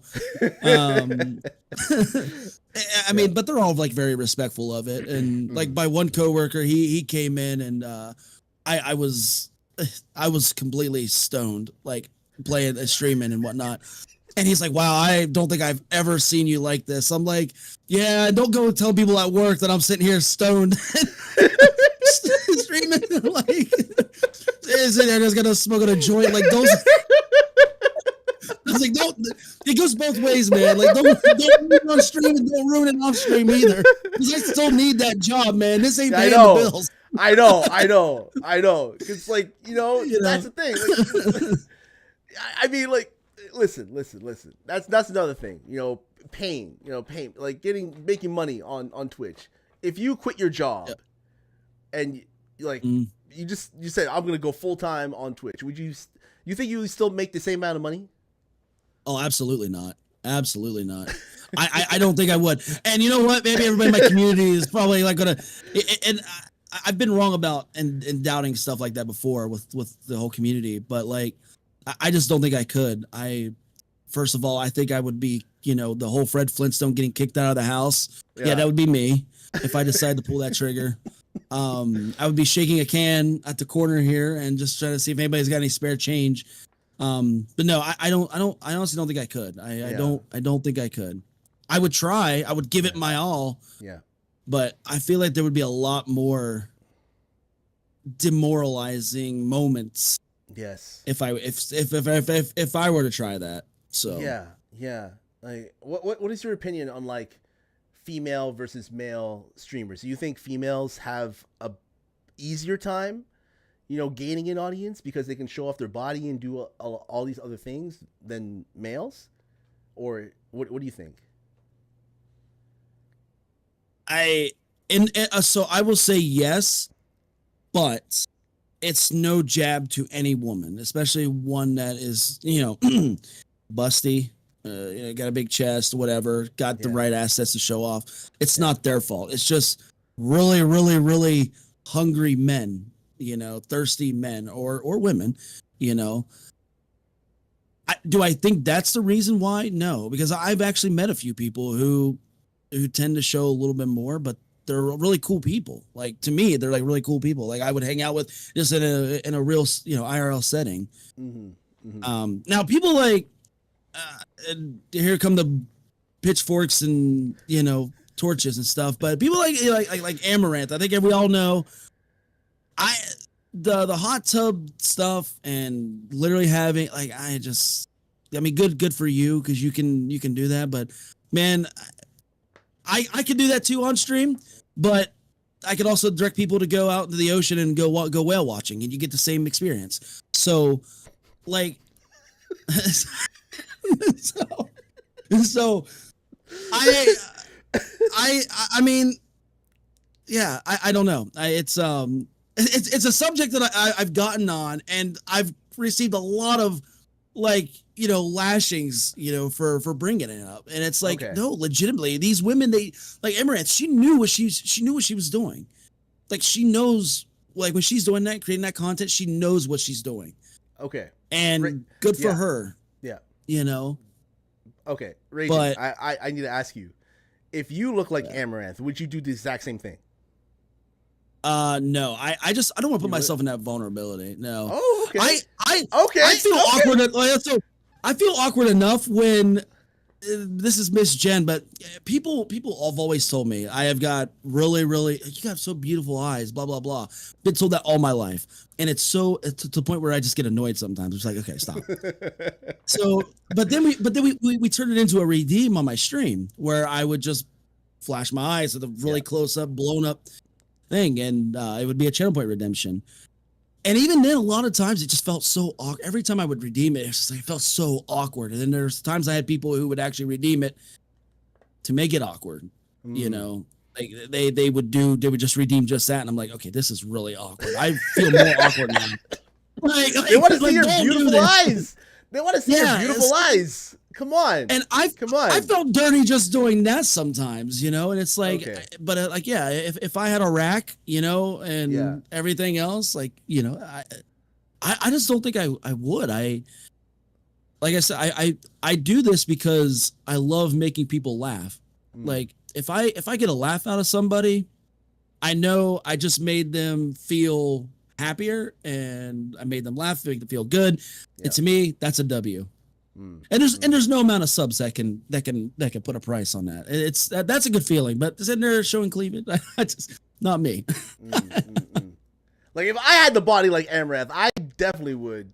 I wouldn't do what Amaranth was doing, but I would definitely be showing off my titties. Honestly, I can't say I would, man. Bro, yeah, you know what? I've also never been in that position, obviously. So.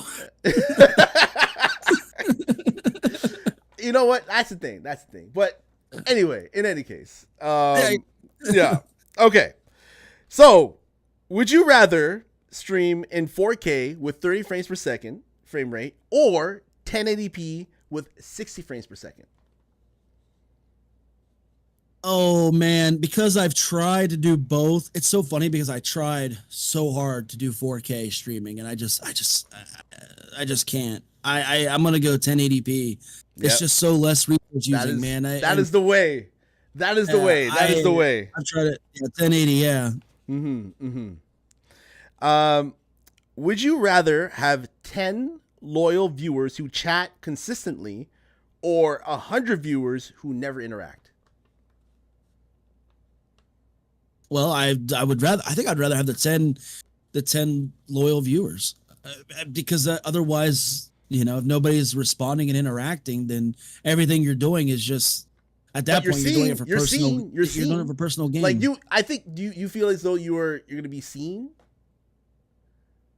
Yeah, you know. So I'll tell you this: a couple weeks ago, I got raided from another streamer who is also a Ubisoft partner. Oh, nice. And yeah, and it was a monster raid. It was my best stream to date. I think I ended the stream after 3.5 hours with like 170 average viewers. Best stream that I've ever had. Nice. And actually, my friend he took a screenshot of me being the top. He took a picture of me being the top streamer in Skull and Bones. And to me that was so cool. But at the same time, I think back to it, and I had a few people from the other person's community like talking to me and this and that and whatever. But it was still the people who were normally there and interacting that kept me fully engaged. So like while I was getting seen, I'd rather be entertaining and be seen. Like so, and the entertaining part comes first, and you can't really entertain if you're not talking to anybody. I guess if that makes any sense. Like it was a lot of my normal viewers, like, you know, Miss Jen, I think she was there. Another one of my friends, Cass, she was in there talking. Lasco, he was in there. Everybody kept the conversation going. We weren't talking about anything about the game. We were talking about Warhammer, actually. So, but it's something I have no knowledge of. But then it got everybody else engaged, and then so the engagement was what I love to see. Rather than the 100 views. I don't know. I don't do this for views. I try to get out of that mindset of not doing it for views and just rather the engagement, because I want to meet people. I want to engage with people. Yeah. I think when you get into the habit of like looking at the numbers, and there's a lot of people I've met online and seen online who talk about the numbers, and who like some streamers that I unfollowed that just wouldn't shut the fuck up about numbers and like stats and shit. And like, I'm not getting this many. Like, if I do this content, you're not showing up. And if I'm doing this content, you're not showing up. And it's like, well, people have lives, man. People have lives, and people have shit to do. Like, stop acting entitled and be thankful that there's people that are willing to show up. Take the time out of your day. Like, you have to understand, when you stream, it's like there's a certain time that you stream and people have to actually show up. It's not like YouTube where you post a video and then people can watch it whenever they want to. This whole streaming thing is a little bit more personal. So you have to be thankful that people are actively looking at your schedule and being like, oh, Raging Buckeye is going to be live on this time. Okay, I got to make sure I make it for this stream, and like you have to be very thankful that, okay, they're coming in, they're showing love, they're watching you, they're typing in the chat, interacting. Okay, be thankful for that. But if you do some other content and they don't show up, just because other people don't show up for that content doesn't mean that you stop doing that content, because that content is something that you love. Like, if you're trying something different, okay, you try something different. It doesn't work because you're not gaining the numbers. You shouldn't do something because you're not gaining numbers. You should, if it doesn't work, then it's like you're just not feeling it, or you're just not like, man, this content is not really like, dude, I'm not having fun with it. It has to be personal. There's been a couple of games that I've streamed. I don't know if you've ever had this experience where you're like, I want to try this game that's got its own following, and it's a popular game. You're going to get like new viewers. You're going to get new people interacting in your chat. There's been a couple of games that I can think of that I've done that with. One was Don't Starve Together or something like that. That was one game, and the other one was Project Zomboid. These were two games I streamed, and I said it before. I thought to myself, I know I'm going to get new viewers. I know I'm going to get new people interacting, because I'm going to put in a stream title. I have absolutely no idea what I'm doing, and people are probably going to love watching me fail. And and so when I fired up those streams, and both times I had both similar experiences where I had somebody come in, they knew the game in and out. I knew nothing, and they were trying to help me and guide me, which is fine. It's whatever. But like I knew that was going to get that engagement, and that's what I'm looking for. Whether it's them trying to help me, or excuse me, or it's going to be them like laughing because I'm like epically failing at this game that's just driving them crazy. And that type of engagement, whether it's good or bad, you're still getting that engagement, or at least in their eyes. But I don't know if you've ever had any games like that, but yeah, that's you get some of those games with like loyal fan bases like that, where people are like, oh, don't do that, or you're like, I'm just learning, you know. I think I had that with like Fallout and Fallout 4. I think Fallout 4 was like another one where people played the shit out of that game, right? And then when you stream it, and then you're going through the story and whatnot, like people will backseat and people will try to like tell you, oh, where to get the best gun and whatnot. Yeah. But you kind of want to have like do you care when people like tell you what to do in the game, and like or like make suggestions and you go do it, or because like you want to have that fine line where people are like, no, don't go do that, do this, don't do that, do this. It's just like, well, allow me to make mistakes in the game. I think it's more fun that way. Like if I played the game before and I'm watching another streamer play a game that I played, I want to go into the stream and be like, whoa, don't do that. Yeah. And be like, no, that's just like spoiling it. Like let them do what they want to do. Like, it's like letting them know what the bad decisions are or the good decisions are, like the Quarry or the Until Dawn or some shit, just let them make decisions and let it go that way. I am always that person. I never try to 100% a game. I never do. I will never be that person.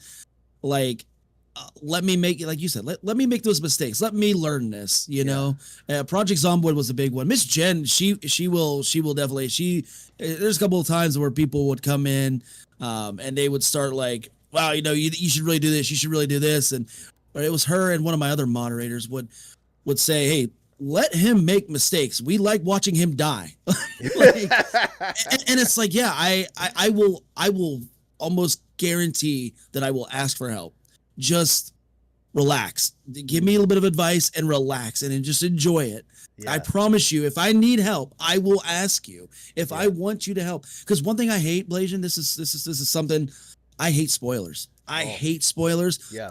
If somebody tells me a spoiler, like somebody spoiled my wife, she spoiled Game of Thrones years ago for me, like this like 6th season, and I stopped watching it. I stopped watching it for like 2 years, and then when season 8 came out, I'm like, okay, I'll pick it back up. Yeah. My brother, he accidentally spoiled Sons of Anarchy for me once.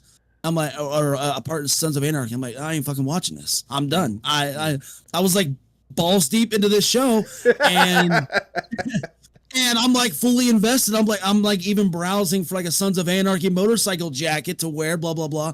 And then he tells me that, and I'm like, I'm fucking done. I'm so done. I don't want to be spoiled. I hate spoilers. So if people could avoid spoiling something for me, but give me a little bit of like a guidance, then yeah, I'm fine with that. But don't sit there and backseat game, man. That's just not cool. I think backseat gaming is like I people can't help but do it.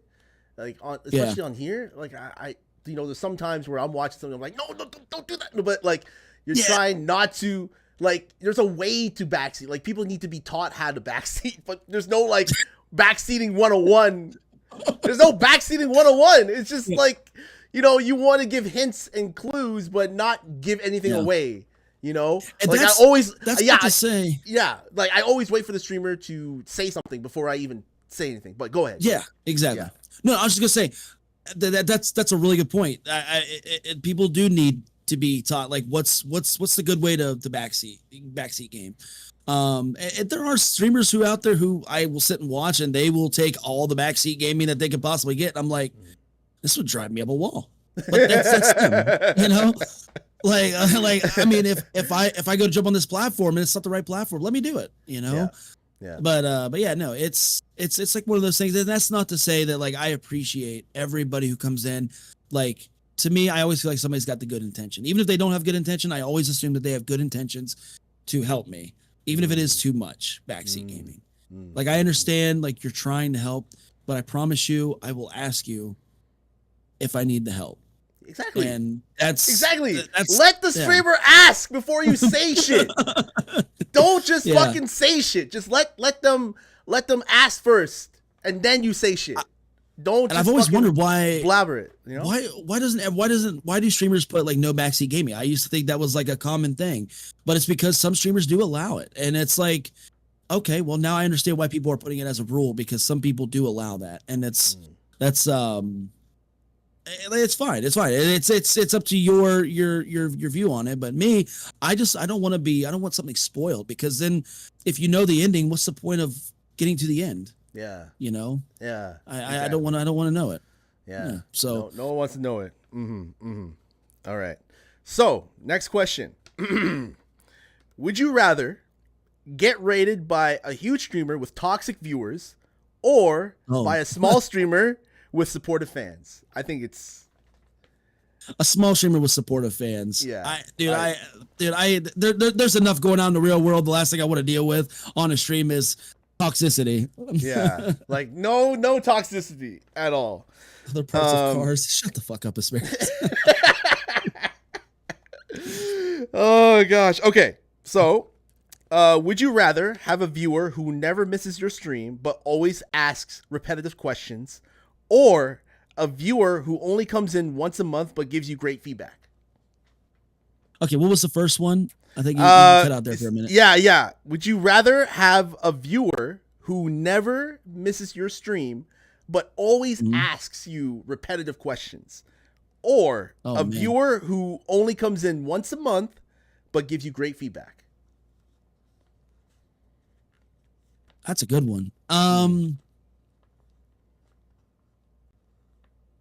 Oh man, that's a really good one. I feel like I'm leaning more towards the once a month, because I could always use good feedback. I always want to strive to be better. I'm never satisfied with what I'm doing ever in life, whether it's streaming, working, being a dad, whatever it may be. Like I am never satisfied with what I'm doing. So okay, like it depends on how repetitive the question is. Like, is it like, how was your day? Like, like okay, if a viewer comes in like every single day and was like, I mean, if how it's was your day? Like, what? How would you feel? Like, how would you feel like someone just asked you? Like, it depends on the question.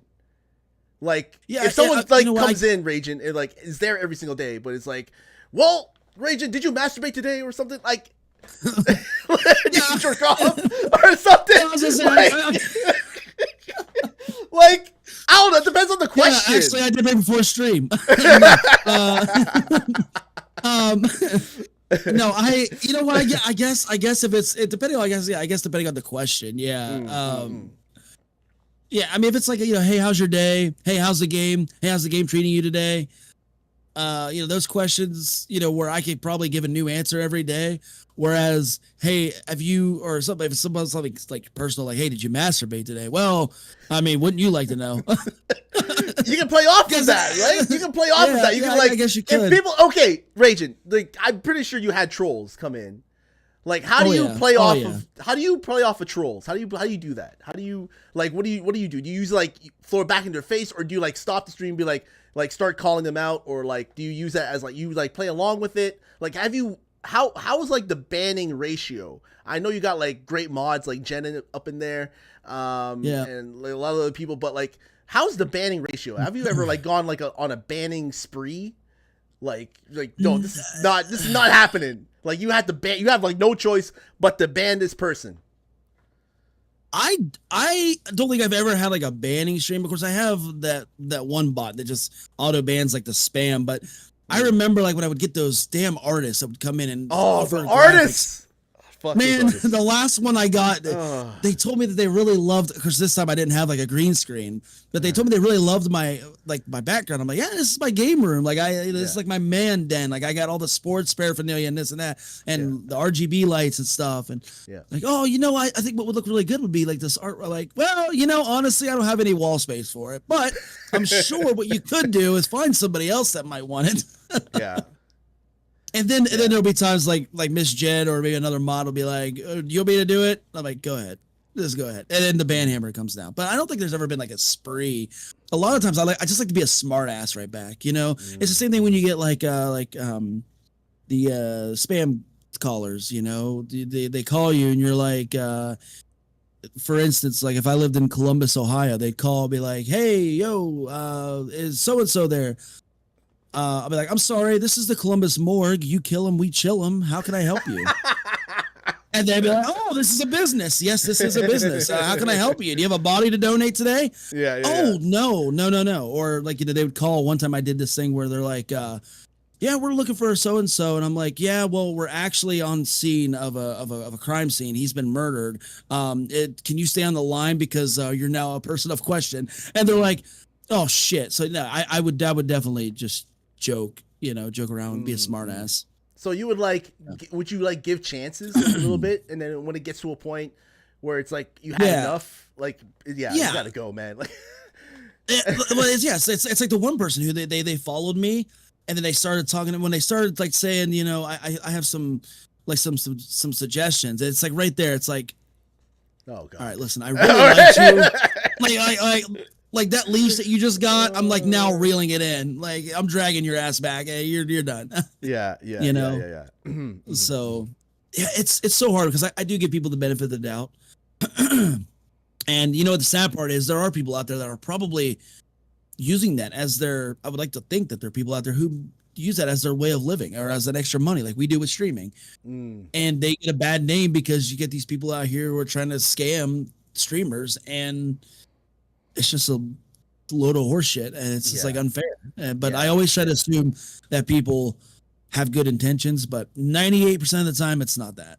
And I think they target like certain people, and they target people who are just like just starting out streaming, and like I don't know if you follow the Reddit posts on like the Twitch, like it's just like constant, like I got DM like this person wanted to help me out and like build, like, or make me get more numbers or something, get my numbers up. It's like, yo, come on, that is a scam and a half. Like, how would you not see that?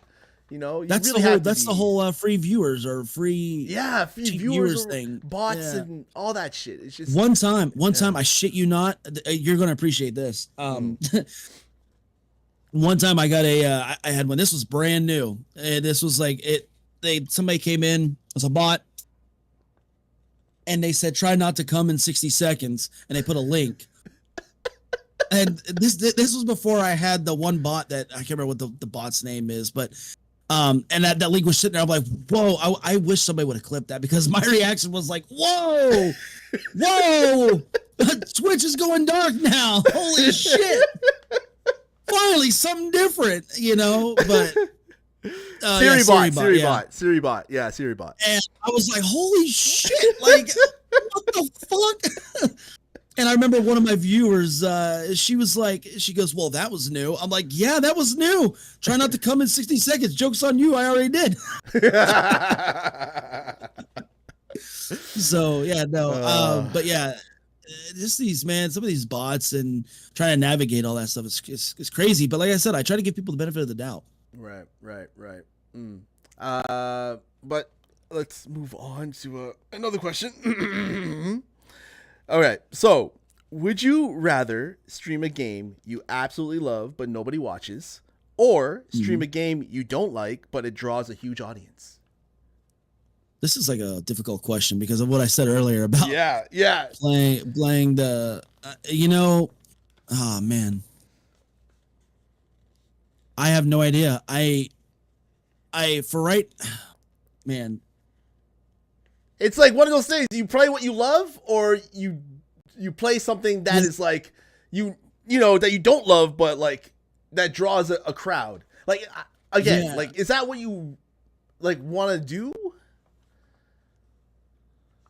I lean a little bit more towards the game that I love, because like I feel like, because I don't want to be that person, you know, where there's a lot of people that come in and watch, like, you know, for instance, if I were to stream, I don't know, League of Legends, like, you know, somebody comes in, they're like, oh, what do you think about this? What do you think about this? I don't know. I really have no idea. I'm not having the greatest time, and this game is confusing and blah, blah, blah. Yeah. Whereas if I, you know, am streaming Grounded and somebody says, oh, somebody comes in, they're like, hey, what do you think about this? This is, oh, well, this blah, blah, blah, blah, blah, blah. I know a lot more about this game, this. I guess it would be more the game that I love, so that way I could be more entertaining / helpful, I guess. Because you know, League is like, if you were streaming League and you got some new people coming in and they're asking you like, who's your favorite champion, and like, but it's like League is, do you not like League? Is that a game that you don't like? Well, I've tried to play it. Yeah. The League is when I tried to play it last time, I remember trying to get fully like into the game and tried to communicate with some of the community members. There were some good ones, but a lot of people were really toxic and really like awful. And so I stopped playing it. And now I've actually set myself up to stream it this upcoming week. And so I don't know what that's going to look like or how that's going to look. Yeah. But yeah, it's just the toxicity of a gaming community can really deter you from playing something like that. And you know, when you get called, you know, some you know, slurs, like, because you don't understand what's going on, like it's you don't want to be a part of that. You don't want to, you know, you're made to feel small. Like, I already don't understand the game. They're gonna make me feel worse about it.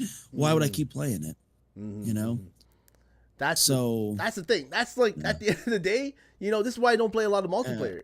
Like, when I first started streaming, I wasn't playing multiplayer at all. I never was like that at all. Because, like, you know, even though a lot of people want me to, like, it has to be a game where I'm having fun and I'm having a good time. Like, first and foremost, like, it's not going to be a game where I don't like. Like, people want to watch me play a game that I don't like. It's for their pleasure. Like, it's to the point where, you know, when you in that situation, you're playing a game that you don't like, but it draws an audience. You know, it's you know, obviously they're watching you because they like to see you suck at the game, or they like to see you like play it terribly. It's like for their own enjoyment. So one's for the audience's enjoyment, and one is, I feel as though it's for your enjoyment, and I'll go for my enjoyment because when you are enjoying a game, then I feel as though it draws a natural crowd. Like, even though you know, like, nobody watches that game, you may have like one person who is lurking. You don't know who's lurking. You don't know. I don't look at the whoever's in my channel. I don't look. Like I said before, I turn off my viewer count. I don't even care. I don't even look. You know, you never know who's lurking and who's like just watching you enjoy the game that you want to play. You know, they may not drop a follow.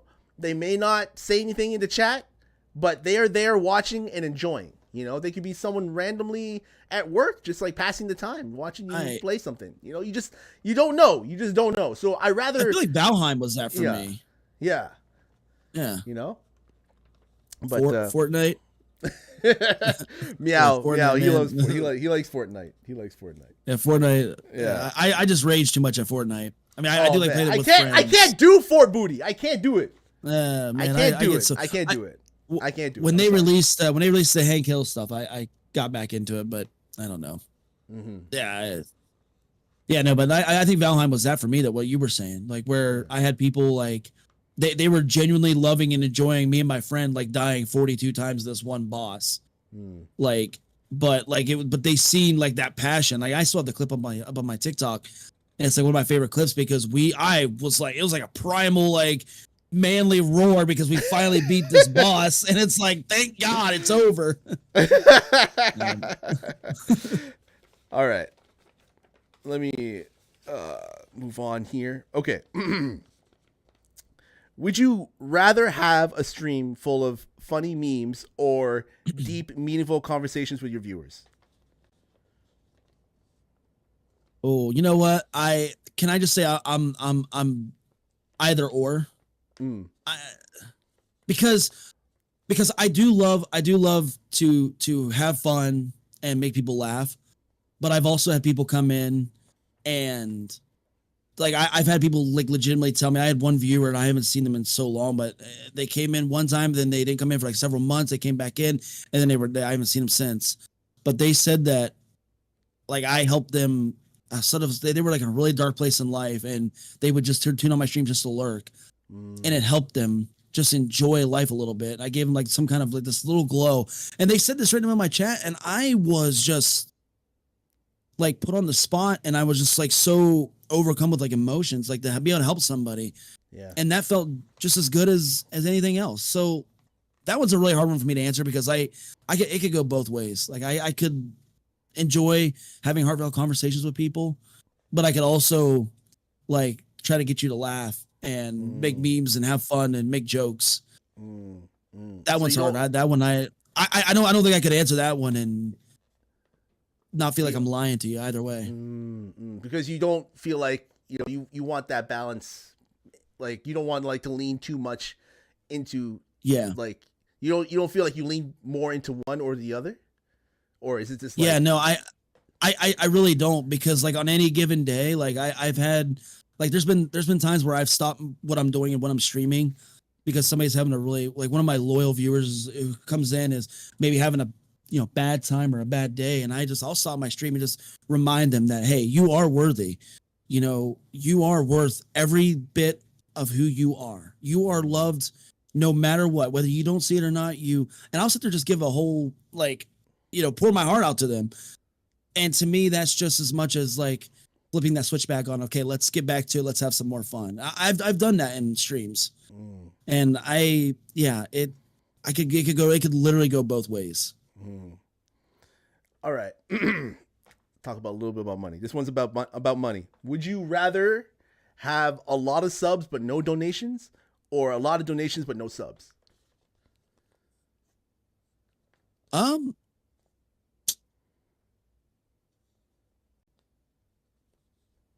I think subs, and the only reason why I say that, and I know I would be losing more, I think it would be because some of the emotes that I make I would want them. I would want somebody to use them. Otherwise, I feel like they're not being used. Yeah. And I think I just wasted time. And to me, time and money, it's like, I don't know. I guess if I could make money and feel like I didn't waste my time, that's a W in my book. Yeah, for me, it'll be the subs. Like, I'd rather have people be subbed and like use my emotes, like you said, or like and not watch the ads. Watch the ads. Yeah, that's the biggest one. That's the biggest one. Yeah. Fuck them ads. Yeah, fuck them ads. Would you rather have your flood chatted with spam or have no chat interaction at all? Oh, no chat interaction at all. Because like, I guess spam. I guess I think of people posting ridiculous links. Maybe that's what I'm picturing. But I would rather just it be no, because I mean it's if you're spamming and no chat, to me it's the same thing. I'm not going to respond to spam. You know. Yeah. Like, so I might as well have nobody. Like. Okay. All right. These are the last two. Yep. Would you rather host a charity stream and raise a ton of money, but have a technical meltdown, or have a flawless stream but raise very little money? It's gonna be the raise more money with the technical meltdown, I guess. Because okay. I mean, because if I'm setting up a charity stream, the goal is obviously to raise as much money as I possibly can.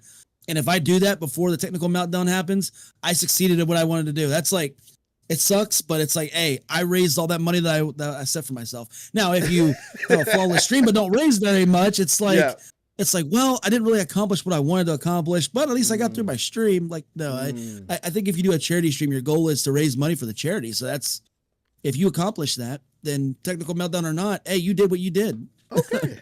You actually convinced me on that one. I was leaning towards the flawless stream with little money, but like you convinced me there. You convinced me there. Like, we raised all this money and then it just crashes and burns. It's like, oh well, it's like, we did it, folks. We did it. You know, we hit our goals, raised, baby. We raised our money, but the stream is done. There's a fire. Smoking, but hey, we still did it, man. We still did it. Well, hey, you had new GPU. That's content right there. Okay. Now I got it. And then that's when I would be like, please don't sub, please donate, because I'm gonna need a new GPU. That's the kicker. Okay, last question. Would you rather do? I know you did this one before, but would you rather do a 24-hour stream that's full of energy but ends up with a total burnout, or a 12-hour stream that's chill and steady but lacks hype? Oh, having given the fact that I've done this, I really liked. I feel like mine fell into the first one where we had. Because I saw you at the end of it, and you're like, you were, man, you're just like, it was like a second wind, and you're like, just like all the adrenaline just like flowing through you.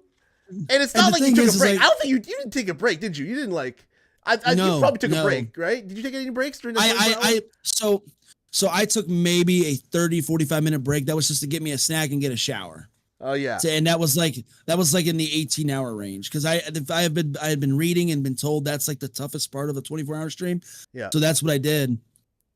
That was the only break, and I considered a break. I was still rushing to try to get back here to sit down, and fortunately, my brother was with me during the whole 24-hour stream. Mm-hmm.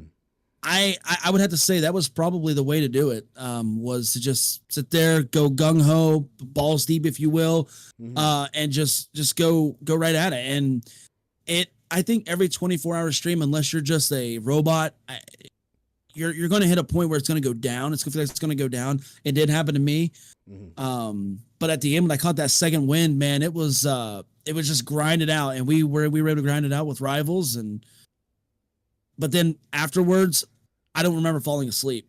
Like I laid on my couch. I was talking to my youngest daughter, petting the cat, and that was it.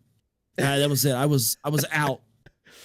It was crazy. Yeah. I think that's the way to do it. Yeah. Balls deep all the way through.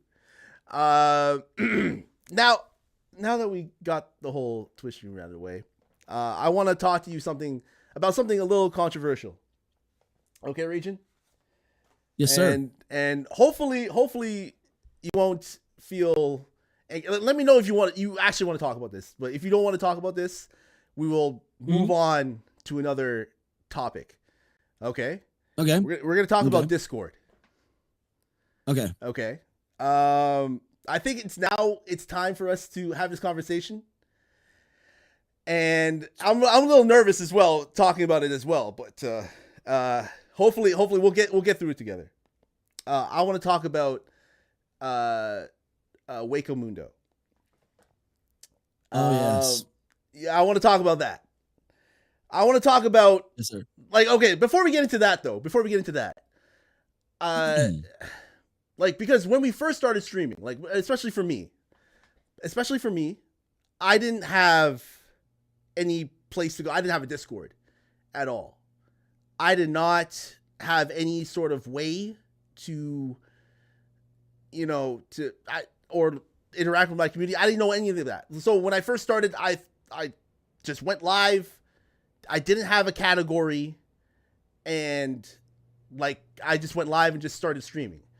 And when I came onto Waco Mundo, and this is thanks to Solid Shadow, I never knew anything about Discord at all. Like, this guy brought me in, and I didn't know it was like one of those Discords that was like it's a very supportive Discord, but it was like very follow for follow. And I didn't really know that term until I got into the Discord, right?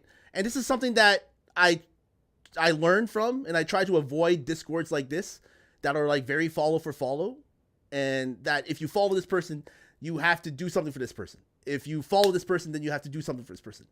I felt as though that over time it wasn't organic, even though we had some great times over in the Discord. And I met Solid on Reddit. He invited me, and I was like, okay, cool. This is cool. And I was very deep into it. I was very excited. I was like, man, this is great. This is amazing. And as time went on, and with the things that happened, I was like, oh, okay.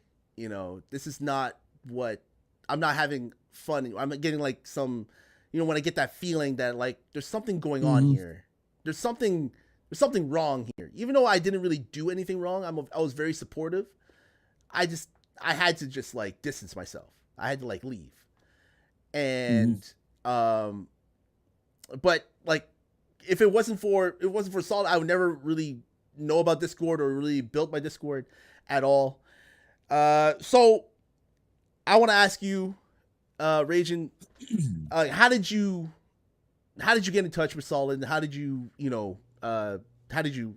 get into the Discord of Waco Mundo? How's that whole story there? So this whole story is very deep lore, very, very deep. Yeah, right. This is I'm getting nervous too, because I was like, oh man, yeah, this is history. I started sweating as soon as you mentioned it. I'm like, oh man. I'm definitely okay talking about it. I mean, I made that very clear right as soon as everything kind of blew up. But so to go back to the beginning, I remember because I did have a Discord, but it wasn't like a community Discord. I didn't know there was even a thing called a community Discord. I knew there was a Discord. Yeah. But I just didn't know there was a thing called a community Discord. And one of my other streaming friends who I had already been friends with, TMNT Sternsey, he was welcomed into that. He was recruited into there. And then he told me about Waco Mundo. And I said, oh, okay, that sounds really cool. He's like, yeah. I mean, he was kind of told all these good things, kind of like what you were saying. They got this, they got people who are supporting for people, and they got a whole stream team. That's not like the Twitch stream team, but it's Shadow's stream team. And I'm like, okay. The more I got to know about it, I was like, this seems a little iffy, but I'll play along. And when I was in there, I was really starting to support other people. I met a lot of really cool individuals in there. You were one of them. Yep. There's a lot of people that I still talk to today were in that server. Miss Jen, so many people. Yep. And so just like, I felt like it was being done correctly. Like that, this is how you do it.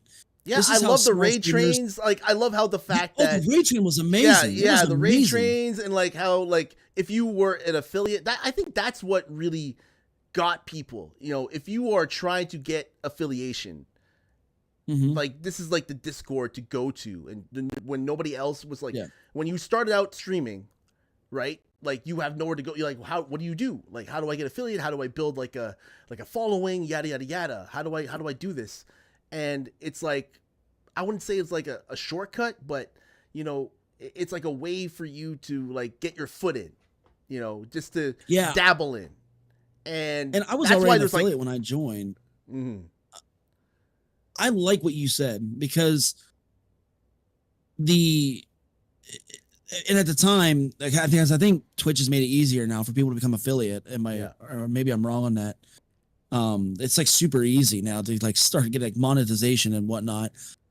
But at the time, that's like you said, that's what attracted people. It's like people who want to get affiliate, they want to start making money, they want to start making their own emotes. They got to get to that affiliate status, but it's so hard to get those 3 average viewers. You get people who in this community is like, you know, like Solid would bring up, hey, you know, Blasian Titan Nation streaming. He just needs those 3 average viewers. Let's go show him some love. And then you'd get like 7 viewers, and they would just sit there and lurk.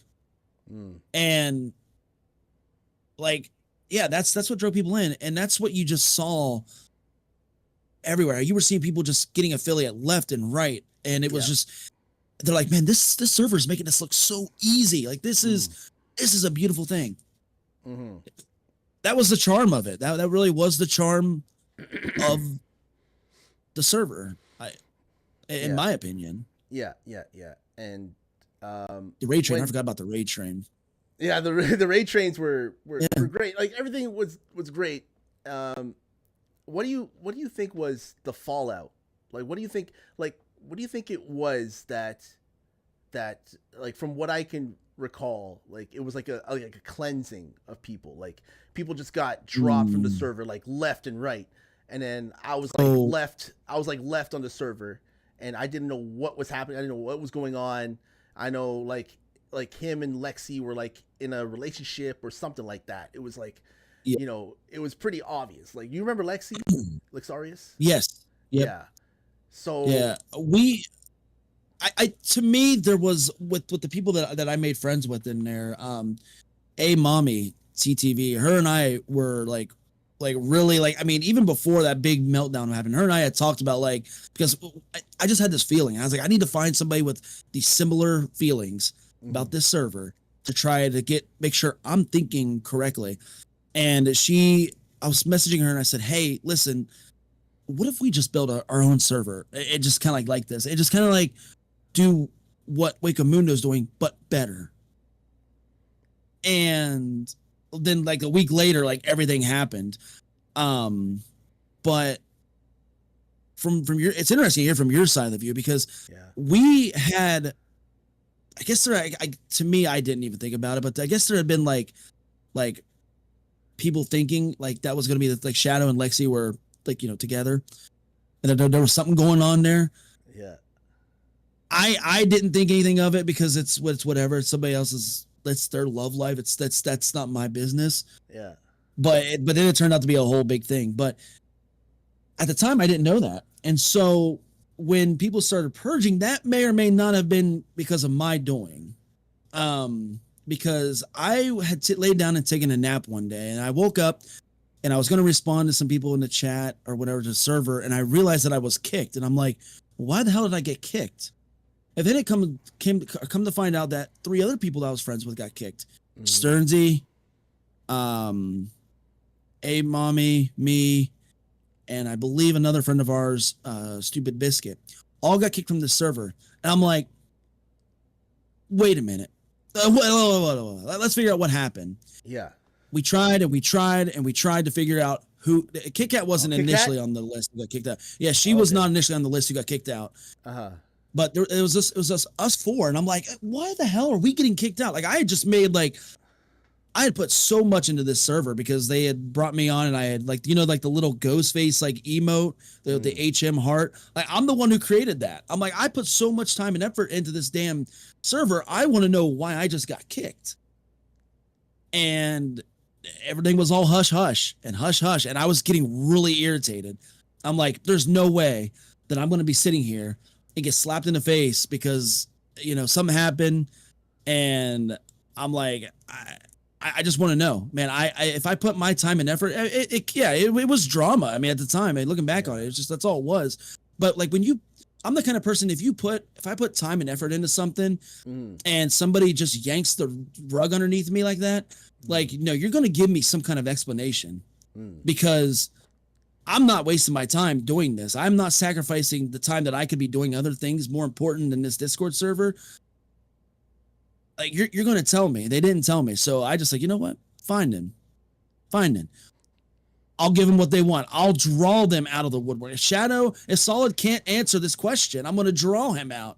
So I went live, and it was probably one of my, probably the most memorable, if anybody's been around since day one, it's probably my most memorable stream. I went live, and it was called the Ragin' with Ragin' stream. And I just went on this whole rant. I just put everybody on blast. And I said, I want to know why. And if Solid can't come in and answer this like a real man, if he's going to hide behind his damn keyboard, he can come out and tell me. And nobody ever told me. And then Lexi came in, and she was like starting to talk shit. And then she made a fake account. And then I had people joining. I was like, you know what? Here, I'll open up the damn voice. I opened up Discord. I had people coming in. True was there.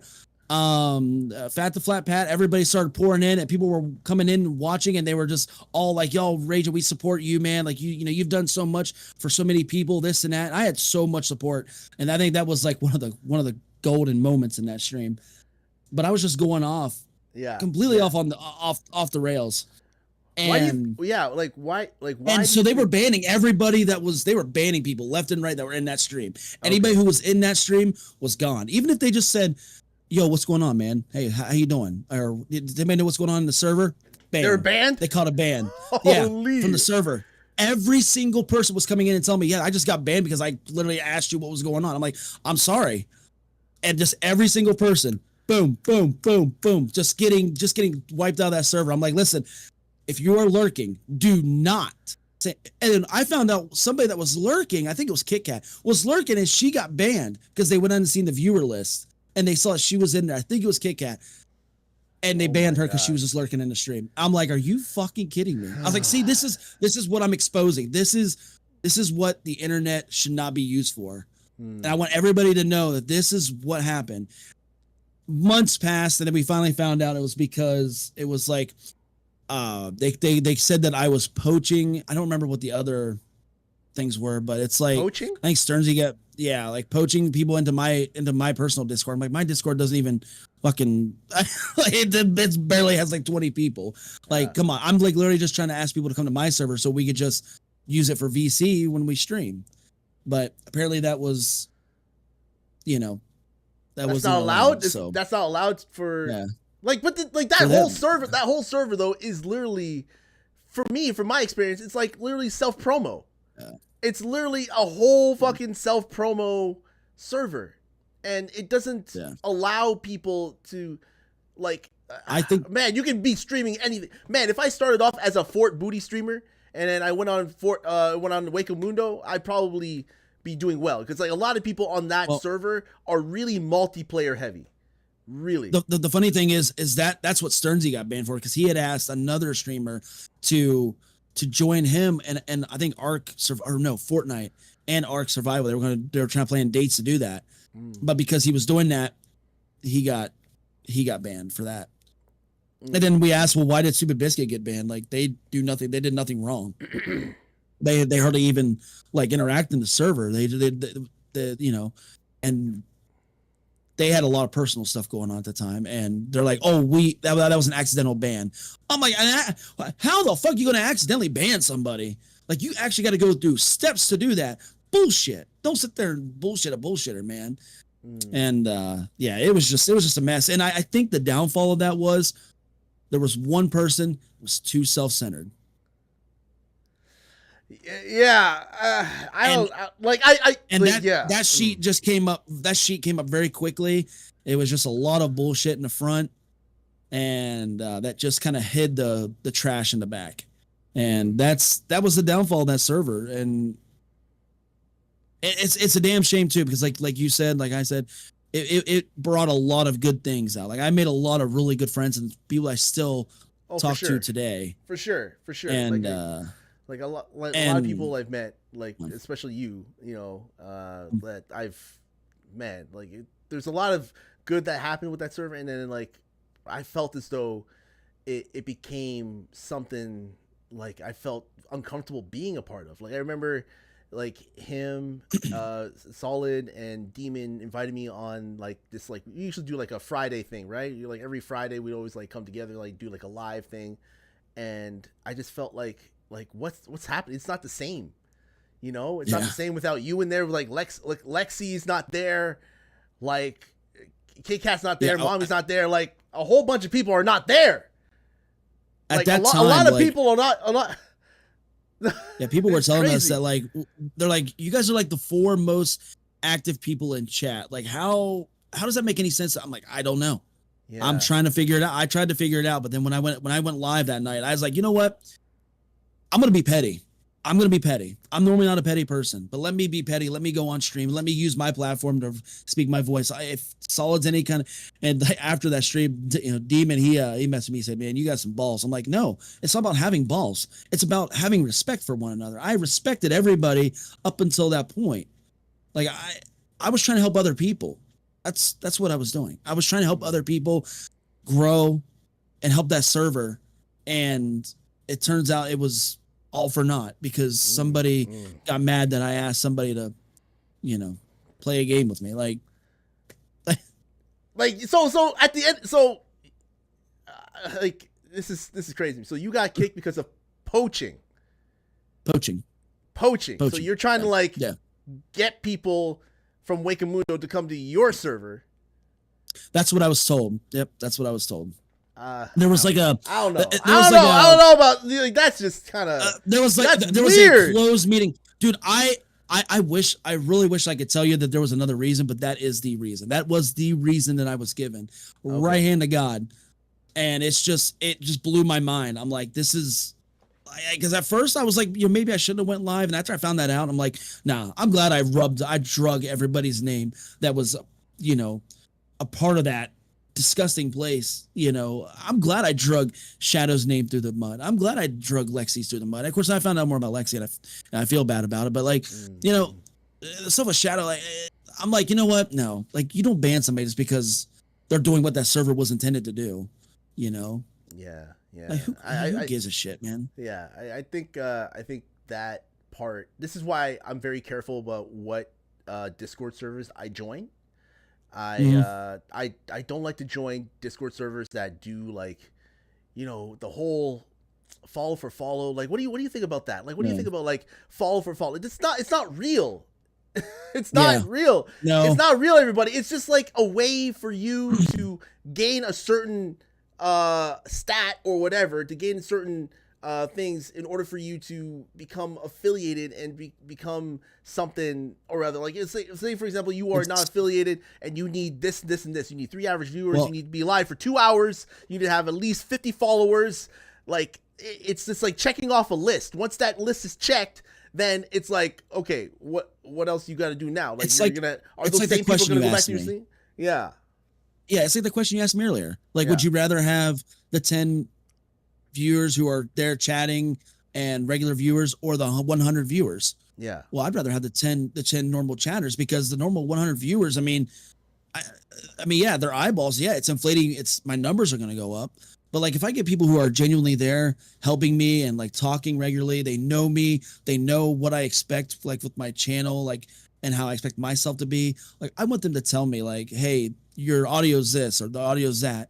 Yeah. Or if I get 100 people who aren't really chatting, it's like, it doesn't feel genuine, right? You know, and I think it's the same with the follow for follow. Yeah, and I like, how many people who do follow for follow are gonna be coming back to your stream? Like, you know, when people do follow for follow, they expect something in return.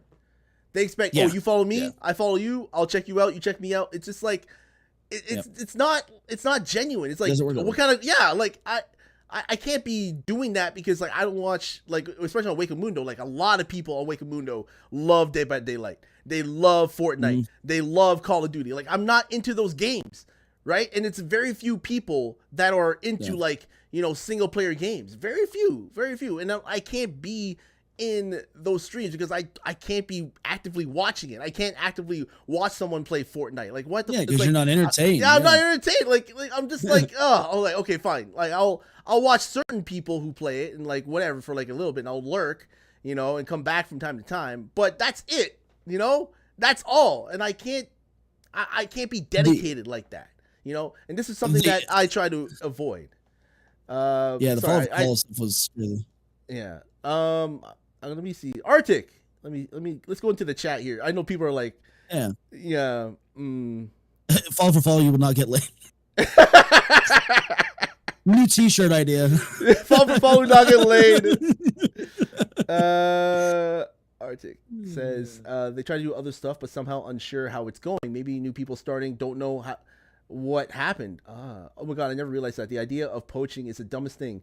Viewers have a brain and will go where they want. If people go somewhere else, then maybe the content is more their cup of tea. Exactly.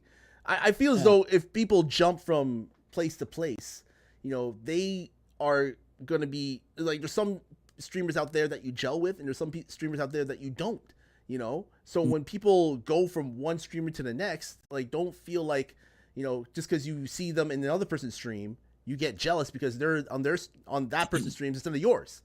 You know, this whole thing. And the thing is, it's like, yeah, go ahead. The thing is, it's like, I was just gonna say, but it's like that server, like it still gets credit from me, not as much as it did, but it still gets credit because, like I said, I would not have met so many cool people if it wasn't for Waco Mundo. But because there was just so much self-centered on like if it wasn't for me being, this could sound so weird, but if it wasn't for me being poached, you know, to go somewhere else and watch somebody, like I never would have met most of the people that I've met because I got poached to go over there, or I got told to go over there. Like for me, the networking that I've made and all the friendships that I've made through streaming, a lot of them were through Waco Mundo. And I can't hide that. I can't deny that. So it's like, to me, that would be enough. Like, oh, if I'm overlooking the server like that, like, oh, I help these two bond and network and connect. Like that should make you feel good, just to not feel jealous because, oh, well, now they're going over there and they like that person more. Everybody has different tastes. Yeah. Yeah. Everybody has different tastes. Everybody has different ways of thinking. And, you know, if they find a piece of content that they gel with, then you should be happy for them. You should be happy. Like, you know, if people find your content like very good, like they like it, all right, cool. Like it's okay. Like you should be happy for that person, you know, just because if that person is watching you and suddenly, I don't know if it happens to you, but like I know a couple of people that like watch me and I recommend them to go to another stream and then now they're over there now. And it's okay. You know, it's not like I'm going to be like, oh my God, you're over there now. You know, well, I mean, like, fuck, I'm not going to be salty like that. Hey, mommy, actually, her and I, we actually made a server called the Safe Space. And, you know, we grew that. I've since stepped down from the admin team. But like when her and I put that thing together, we started like bringing in like Sternsy and Pat and everybody. We started building that mod team. We're like, this is going to be Waco Mundo. This is going to be everything that Waco Mundo was supposed to be. And that's what and for the most part, that's what Safe Space became. I mean, it's because it was such a good idea. It was just poorly executed. And that's, and I think for small streamers, just be very careful. If you have a gut feeling about a Discord community, trust your gut. If a small streamer came into your chat and was like, yeah, I'm starting out streaming, raging, like I don't know where to go, I don't know what to do. Like what was your advice to somebody like who's just starting out streaming, like right now in 2025? If you're just starting out streaming in 2025 and you were to ask me, my first thing would be to eliminate any expectations and do not be afraid to hit go live. If you set expectations for yourself, you could set yourself up for major disappointment and major, eventually, failure. I just think you can have goals. You can have goals. You know, I want to reach this. Yeah. But if you start expecting things, it's like I told you earlier about that stream that raid that I got. After I got done with that stream, I had to set myself back to earth, because otherwise I'm going to get humbled really quickly. I need to remind myself I'm not getting 170 viewers the next time I hit go live. Yeah. I am not doing it. I'm going to get my normal, 5 to 10, maybe 15. That's it.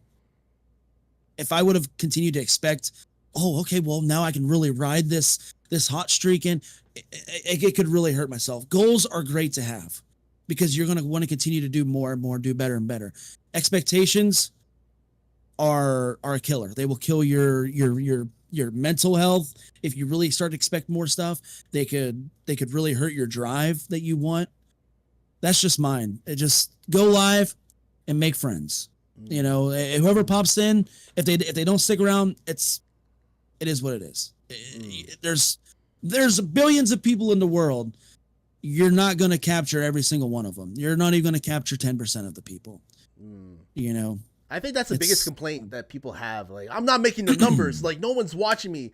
I'm going live, and I'm going live for 8 hours, and I only have one person watching me, and they like, I don't know. It's just like they value so much on the viewer count, and I feel as though you should not do that when you first start out, especially when you first start out. You're gonna have like nobody watch you in the beginning, no one, unless you already have like an established group of people that will guarantee you like you watching your stream. Maybe your family, maybe your friends, maybe someone like that.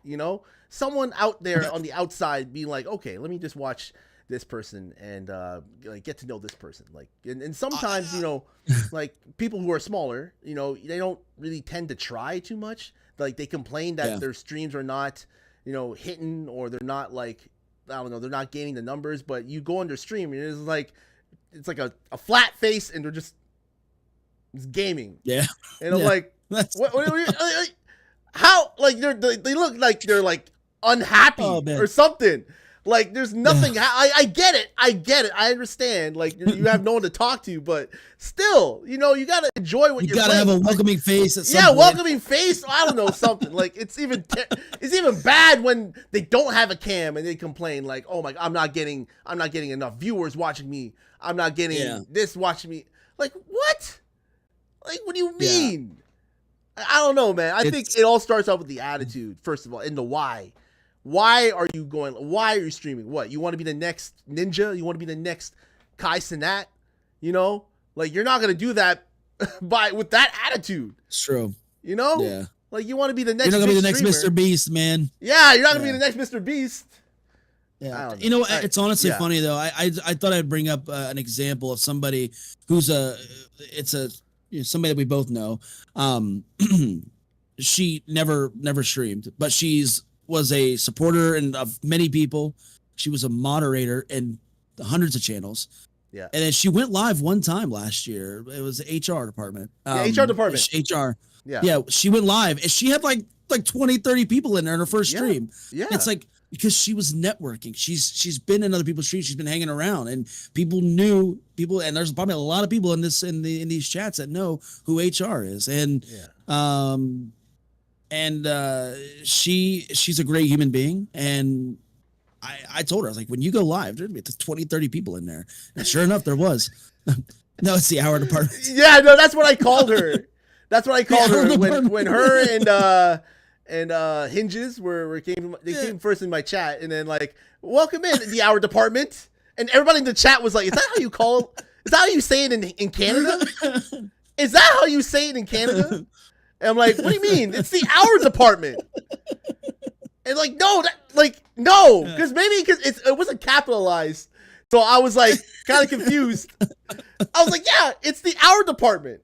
You know, but they're like, no, HR. I was like, oh, HR department. That makes way more sense. Resource. Oh, okay. Yeah, like human resources. Oh my god, that makes so much sense now. The hour department. But yeah, it's like one of those things where you spread that love, positivity, you support others, and people will show that love back. You know. Yeah. And even if they don't show it, who cares? Does pay off. Yeah. And the whole thing is don't get discouraged about follow for follows and support for support. Like if this is something that I've struggled with personally is I get somebody who is in my streams so much and I want to be there for them. And whether they live on the opposite end of the world and I can't watch them at certain times, or they stream at night when I'm getting ready to go to bed because I work so early. I always feel really bad about not being there. And a couple of times I've been told, don't worry about it, man. Like you just trying to show up is all that is good enough. And even you just being a friend, like, so just don't stress out about that stuff. You know, just stick to your own thing. I'm telling you, if you start thinking about the impossible stuff and like I said, those are big expectations and you're going to set yourself up for disappointment. Yeah. Yeah, so I think at the end of the day, when it comes to going live and streaming, if you are thinking about it, just in my opinion, like just figure out your why. Figure out why you want to do this.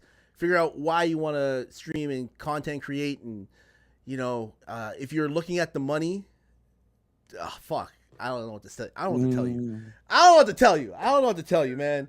Like when people like know that you stream, right? I don't know about you, Raging, but when people on the outside ask about like streaming, what's the one thing that they ask you about? Like, what's the number one question they ask about? What's the number one question? What do you think is the number one question they ask? A lot of times it's do you make any money from this? Exactly. That's the fucking. That is it. And that is it. I do not know why. Like they just want to fucking know how much. Like, they want to know how much money. I don't think I've ever been asked how much I make, but I have been asked, do you make money from it? Yeah. And I think that's because of the area that I live in. Like if you like the average age is gray hair, it is a very old area that I live in. So like you tell people like streaming, like, oh yeah, I stream video games. Like, oh, you play video games and talk to people over the internet. Don't you think that's kind of dangerous? That's blah, blah, blah. That's the devil's work, blah, blah, blah. And it's like, no. And then you try to explain to them like, video games are a part of society. Like they're an okay thing of society. I'm not doing drugs, but to a lot of people in the area that I live in, it seems that way.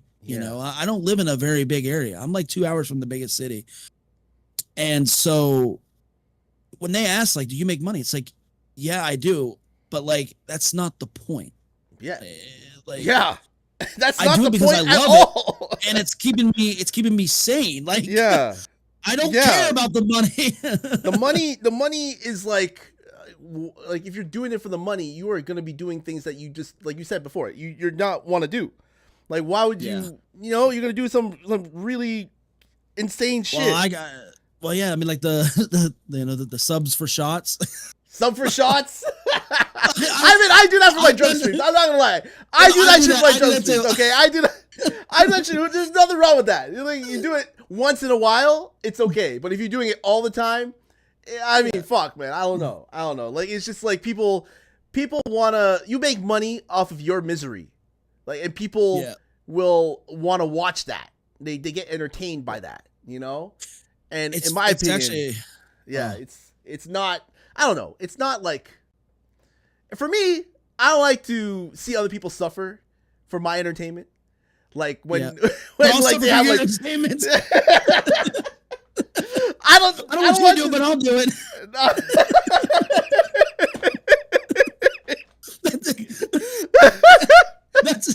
That's me. That's exactly me. Oh my god. Oh god. It was my New Year's stream in 2024. I think I wound up taking I had 31 shots. in a matter of 2.5 hours. Ooh. I blacked out. I have never blacked out from drinking ever in my life, and I blacked out. I woke up just in time to see the ball drop, but I was like laying like face down on my floor, and there's like vomit like right next. I had to clean that up, and then I had to just go up and I had laid down. Yeah, dude, it was so bad. It was so bad. That sounds so familiar. That sounds so familiar. For me. I think the last thing people saw was me, like this mic was sitting like this. Last thing they saw was me go off camera, tap that, and I think I just blacked out from there. And I think people were like, I think Buck's done. And like I kept trying to go. I tried to keep up with the subs, and they're like, you can stop now. Like we understand. Like we'll keep giving you subs, but just stop drinking. I'm like, no, I told you. Just black. But yeah, no, it's but it's. I mean, those are the kind of things I don't mind doing those. I mean, I'm just like, yeah, I shouldn't be, but at the same time, like I've looked back on a couple of those streams that I've done, and I'm just like, those are fun. I don't do them all the time. I do them once in a blue moon. It's not that bad. Yeah, exactly. 30 subs equals a raging nip slip. Yeah, I don't know about that.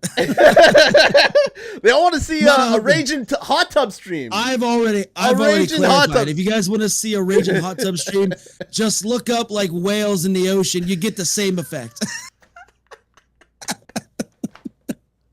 It's the same thing, man. Oh my god. Okay. All right, Raging. We're coming up on our time here, so I want to end this off with some. I wouldn't say like sex talk, but like I want to end this off with like some sex this or that. All right. So these are all sexual. Oh baby. So if you want to skip, if you want to skip, listen, I said I was gonna be an open book. You just go right for it. Okay. So let's start off with this one. Okay, slow dressing or clothes ripped off. I mean, I could go both ways. You gotta choose one. All right, let's do that. Let's do. You talking about me doing it or you doing it, or you're doing it to somebody else? How about you doing it to your wife? Rip the clothes off. Rip the clothes off? Do you think your wife is gonna like that? If it's You think your wife is gonna like you ripping her clothes off and like ruining it? Oh, I mean, no. I mean, if it's that, it's like the clothes just stay on because once you're married, it just doesn't happen.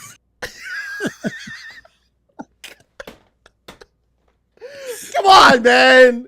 You have sex often, don't you? Or you want to plead the fifth on that? You know what? We'll just say no. I mean, that's what happens when you get married, though. I mean, that's depends on the couple.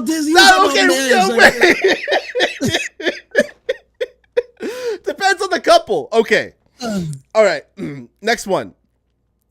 Morning sex or middle of the night sex? Morning. Just set the day off right. Okay. Hair pulling or neck biting? Hair pulling. Dominant or submissive? Dominant.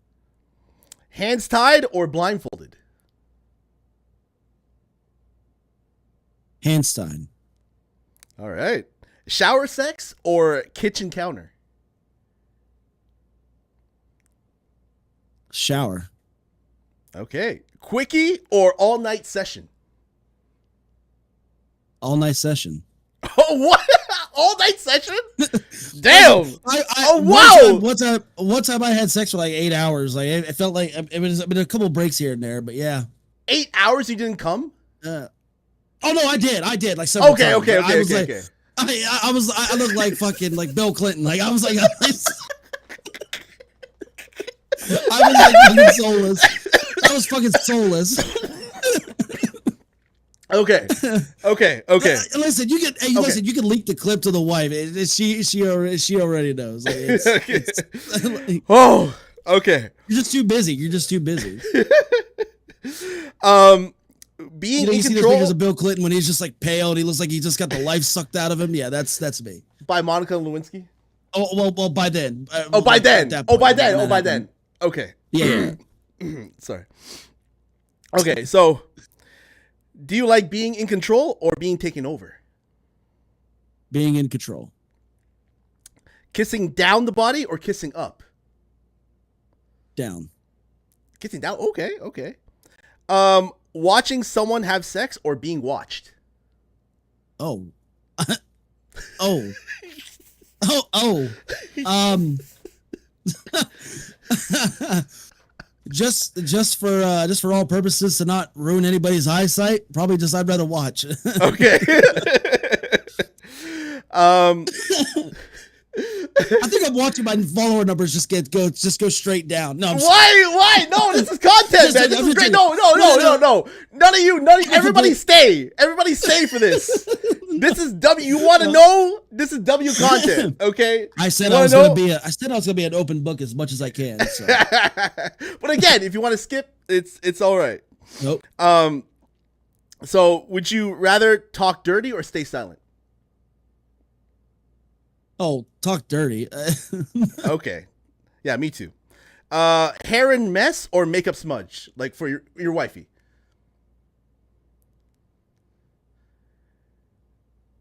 If like, I'm the one that caused the makeup being a mess, then yeah, makeup a mess. Yeah, this is like after sex. Like after sex, would you rather have your wife hair in a mess or makeup smudged?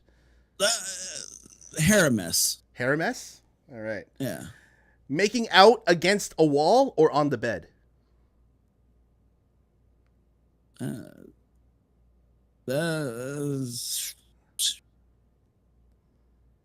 a bed. On a bed. There you go. Me too. Like against the wall. Like, okay, if you're like beginning to, but I prefer on the bed. Yeah. Being the tease or being teased? Being the tease. Okay. Face sitting or being sat on?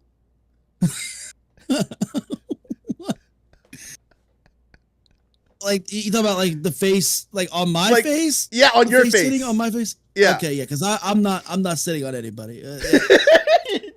You want some your wife's face? Let me wipe your seat for you. Okay. Moaning their name or hearing yours? Oh, hearing them moan mine. Okay. Yeah. Dirty texts or steamy voice notes? Steamy. What was the first one? Dirty texts, like dirty texting, or like leaving voice notes to each other? Oh, dirty text. Okay. Soft touches in public or no holding back in private? I mean, PDA sometimes goes out the window sometimes. You don't PDA with your wife outside?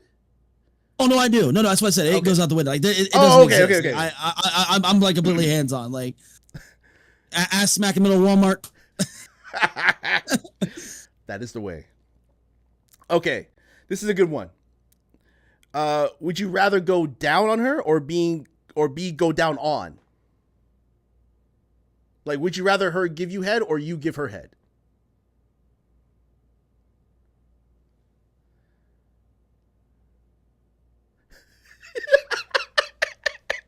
Right? It's like his mind is like, should I answer this?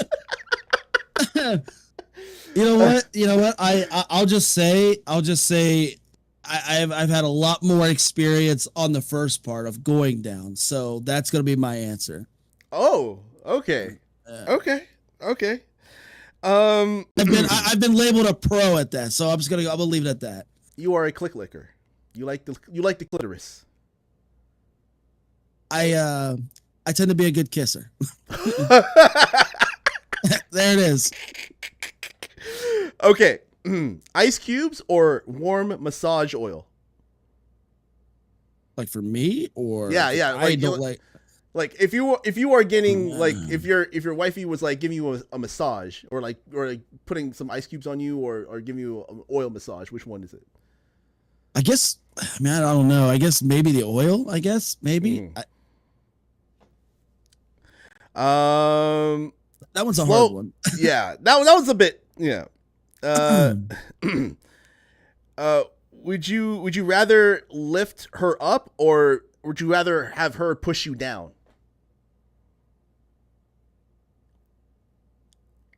Lift her up. Lift her up? Yeah. So that you Yep. like, bring her somewhere? Okay. Slow and sensual or hard and fast? Depending on the day, man. I don't know. What would you rather have? Sometimes I think the slow and sensual. Yeah. Yeah. Not to say well, the pace won't change, but so I mean, slow and sensual. There's nothing wrong with slow and sensual. You want to enjoy it, right? You want to enjoy it. Mm-hmm. And as long as it starts that way, then I'm good. All right. Lights on or off? Oh man, I don't give a shit either way as long as we're doing it. Like, no, you gotta choose one. You can't just cop out and be like, well, lights on. Lights on. There you go. You want to see them. You want to see them titties when they're bouncing. Yep. Okay. Yep. See the ass jiggling. Yeah, exactly. A sneaky quickie or a planned sexual encounter?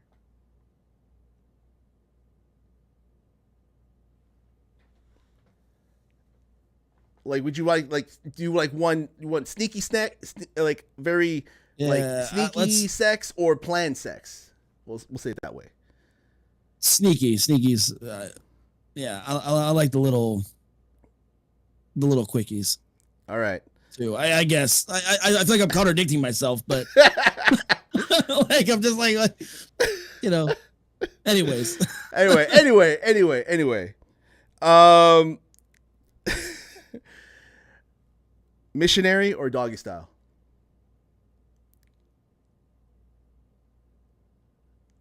Doggy style.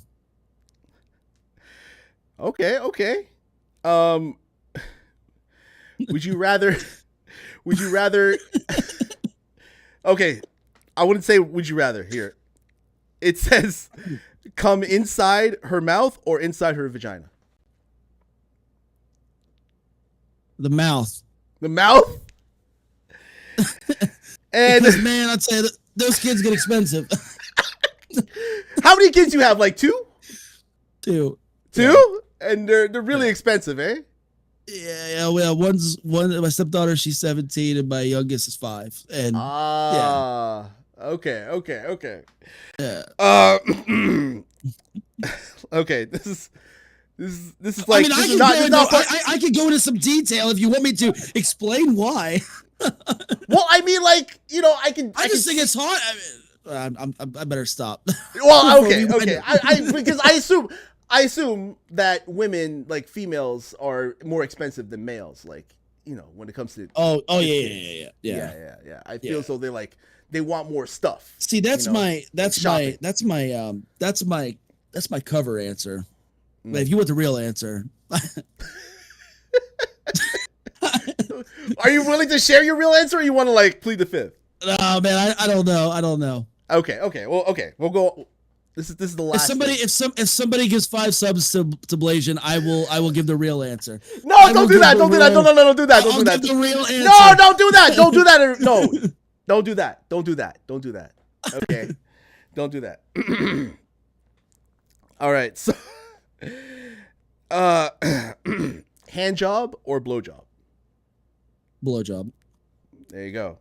And this is just the last question on what part of the body do you prefer? Do you prefer to come on your wife? Oh my God! The back? There it is. Oh my God! The chest. The chest. There you go. So you did it. You did it.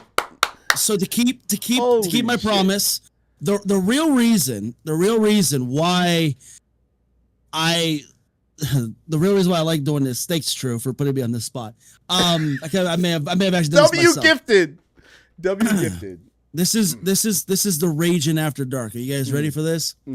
There is just something about me that I find extremely hot when a woman's got her mouth full and she's just looking up at you and you're just like, it's like, yeah, I don't know. Maybe it's like that dominant thing. I don't know, but it's just to me that's like really hot.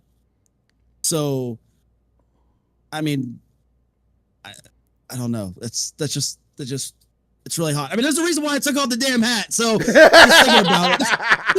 And you can see Raging blushing right now. He's blushing. He's blushing right now. I'm just being completely honest, man. There's just something about like a woman looking right up at you with just a mouthful. And it's just like, all right, yeah. There ain't nothing wrong with that. Well, yeah. So, there it is, everybody. Thank you, Truex Storm, for dropping the $5, and thank you, Raging. W Raging After Dark. W Raging After Dark. Raging, I appreciate you, man. Thank you very much for doing this. And the way I usually end this is one of two things. I'll reveal the second thing after. But the first thing is there anything you want to ask me? Is there anything you want to, ask me? Because I've been asking you a bunch of questions, and this whole podcast I've been I've been literally like, going balls deep into the topics here. So is there anything you would like to ask me? Yeah, actually, I do. I know you've really got a great community and a great channel. You're a W streamer, legitimately. I know I say that to a lot of people, but like legitimately, you're a great streamer. Yeah, you too, man. And I've gotten a lot of inspiration from you, from what I do on my channel. So I kind of want to ask you, what's it been like kind of venturing into doing, I know you're, 3 seasons into this podcast. What's it been like going from like the video game streams to more of like, including podcasting on the same channel? Like what's that been like? It's one of those things where I like to experiment a lot, like, especially now that I'm like, kind of like in that era of like, I kind of want to like expand this a little bit more, and I really want to get to know the people who I watch and who are in my community.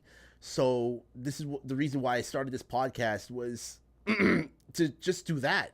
It wasn't it wasn't for the numbers or anything like that. It was more of, for me, to get to know a lot of the people that I'm interested in, like yourself, and Nova, and then all everybody else that I watch, and that I am like really just like, so I really want to get to know.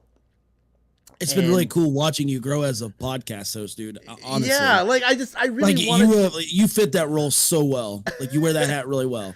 Like I try my best to come up with things that are related to what the person who I'm interviewing is about. Like especially with like when we talk about Waco Mundo, like we can only talk about that. I can only talk about that with you. I don't think I can talk about that with anybody else. So, and I feel as though that you are like this, I don't know, this bright, you have like this energy that like, it's very, very, like a lot of people like that I've interviewed, like I brought on the podcast, are very different. And I don't want to bring someone on who are like the same, like you have a different mindset. Another person has a different mindset. This person has a different mindset, so on and so forth. And what I plan on doing with this podcast is to try my best to, whenever I bring someone on, try to, take my time with them. This is why I try to like limit it to 3 hours, and try my best to, make sure that we have like some content that I can clip it, put it out there on Instagram, TikTok, or whatever, so that I can tag you, and like, so that people will, see you and see myself, and and we can grow that way. Yeah, and spread that love, positivity. But yeah, no, it's been a wild ride, like so far. Yeah, it's so been fun good to watch. Yeah, it's been great. Like every single time I brought somebody on, it's too bad like last week Lace couldn't come in, but it is what it is. Not everybody's gonna be able to make these podcasts. It is what it is. Life happens. You just gotta keep it going. And I appreciate you coming on, and just I appreciate the invite. Yeah, man, this is great. Like I learned so much about you. I did not know that you wanted to be like a radio host, or you were like interested in like being a radio host. And I didn't know. I did not know at all. Yeah, this is the first time I've ever been on a podcast as a host or as a guest. And I felt honored. Well, first of all, having listened to your podcast before. So I was like really excited. As soon as you asked me, I'm like, yeah, dude, let's do it. Let's do it. Yeah. Thank you very much again.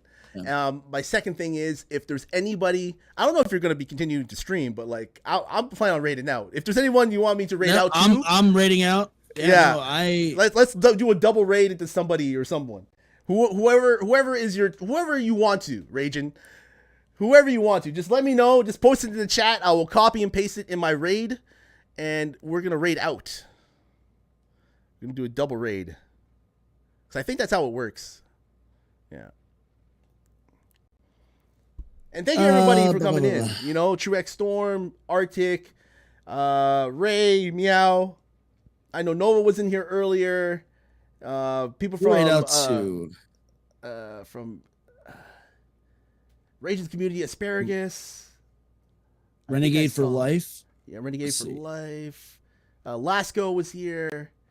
There we go. That's who we could raid out to. Silent Monkey. Yeah, thanks everybody. Sorry if I missed any questions. Anybody got any questions for me? I don't want to take up any more time. Yeah. You have any questions for Ragin? Now's the time. Now's the time, everybody. If anybody has any questions for Ragin, please like post in the chat before we raid out. You still do ASMR too? I do on a separate channel. On a separate channel? Yeah. I see that you do a separate channel on that. Yeah. Yeah, I missed that. Not the drag fight, no. Drag fight? What's a drag fight? What is that? V Rising. I have yet to beat that game because I can't. I fucking raged out against it. I was like, yeah, fuck this game, man. Oh. Meowsith has a question. What do you want to ask him? Yeah. What's up? Ask. Just at Raging Buckeye and just ask your question. I'll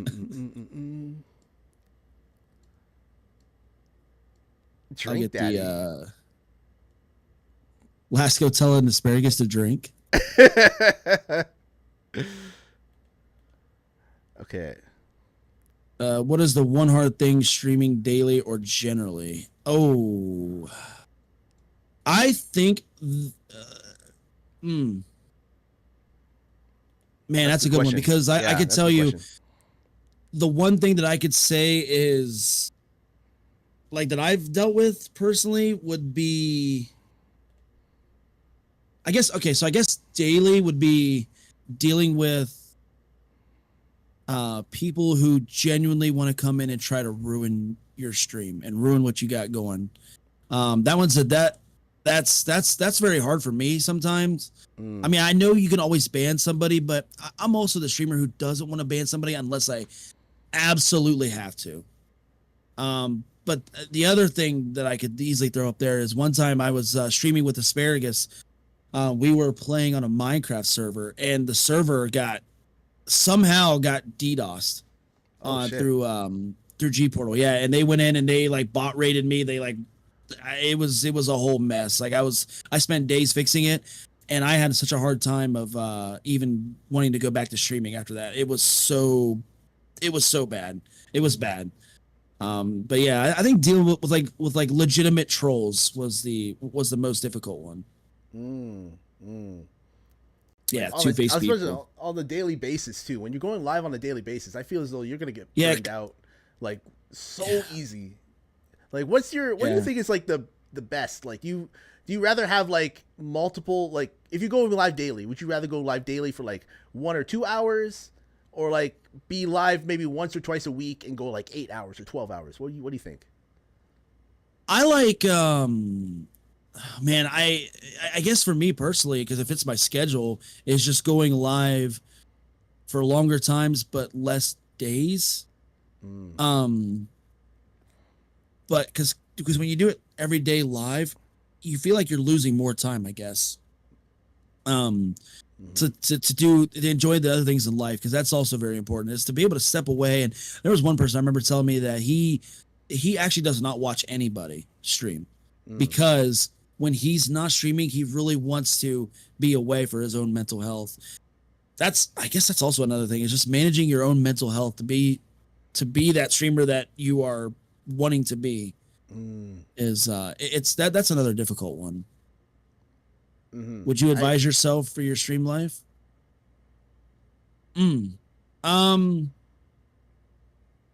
or like what advice would I give? Yeah, what advice would you tell yourself early on in your streaming Twitch career? Oh, be patient. Be patient. Things are gonna work out. You're gonna have a lot of tech issues. It's so easy for a small streamer. I see it so many times. Small streamers, they get so discouraged when they have tech issues. They get so discouraged and they feel like they're like the worst streamer. They feel like they're not worth it. That's not the case. Just be patient. Things are definitely gonna work out. You just got to keep putting in the work. The results will show. It might be 2 months. It might be 2 weeks. It might be 2 years, but it's eventually going to be there, and it's just a steady uphill climb. It's what's the old term? It's a marathon or not a race or whatever how that saying goes. It's not about a destination. It's about the journey. Yeah. Yep, exactly. Yeah. So I mean, like I said, just continue to set goals for yourself and don't expect nothing. Don't expect to become this big streamer overnight. Don't expect to have big, don't even expect to be an affiliate. Just expect yourself to have fun and set goals for yourself. So, exactly. Good questions. Yeah. Like, when I first started streaming, I was like, fuck, I'm just going live, man. I didn't care about it. I didn't have none of this set up, Raging, when I'm telling you. I just had like Xbox, my headset for like a mic. I didn't have this mic at all. And I had like like Logitech camera. Oh man, it was bad. I think I remember watching one of your streams. It looked like you were streaming from like a kitchen table or something. I'm like, really? Is this what he does? I felt like maybe that's what you were streaming from. It looked like a kitchen table. I think you were like eating like ramen and stuff on stream. This was a while back ago, and I'm like, is that a long time ago, man. I'm like, man. Oh man, I should not feel bad about this little dinky desk that I got. I'm like, man, if Blasian can do it, I can do it, man. Yeah, exactly. Anybody, you do whatever you can do. You put your mind to. At the end of the day. Yeah, exactly. Any hot DM or lady try to bang? No, not to my knowledge. No. He pleads the fifth on that one. Not that I know of. No. Wait, do you feel as though quick question? Do you feel as though that a lot of women look your way because you're married? I don't know. I don't know. I try not to. This goes back to what we were talking about earlier, like when people come into your streams, and I always try to never assume anything, because I am so bad at it. When it comes to assuming, I always assume, and it turns out to be the wrong thing. Sometimes I just try to set the pace for myself, like, let's just they're here because they want to see me stream. They want to see this video game. And in reality, they're sitting there like, wow, look at this guy with his eyes and his just dreaming. I don't know. Oh my God. Blue eyes I can like sink, like be drowned in. Oh man, he loves Skyline Chili. I love that place too. He's always talking about how he loves Chinese food. I love Chinese food too. Yeah. Women can look, but if the blinders are on, he won't see. Women can, just turn the blinders on. But no, it's But anyways, yeah. Thanks for having me on, man. I appreciate it. Man, I appreciate you for doing this, man. This is great. This is amazing. And again, we got to do another like collab or whatever. If there's like a game that you if you plan on getting Battlefield 6, man, like I'm just saying. I keep seeing people. I'm just saying. I'm like, well, we'll do it, man. I'll definitely. You'll be the first person. You'll be the very first person I'll hit up. All right. Sounds good. Guaranteed. Yeah, man. Also, I just want to give a quick shout out. Listen to everybody that's been like in my channel. Like this has been something I've been promoting all week. And I've been giving Blasian all those shout outs and whatnot. So if you guys haven't already, go give him a follow. This guy is like top tier streamer. His energy is unmatched. His care with his community is top tier. I really enjoy his content. Like I said, he's got ASMR for those who do like ASMR.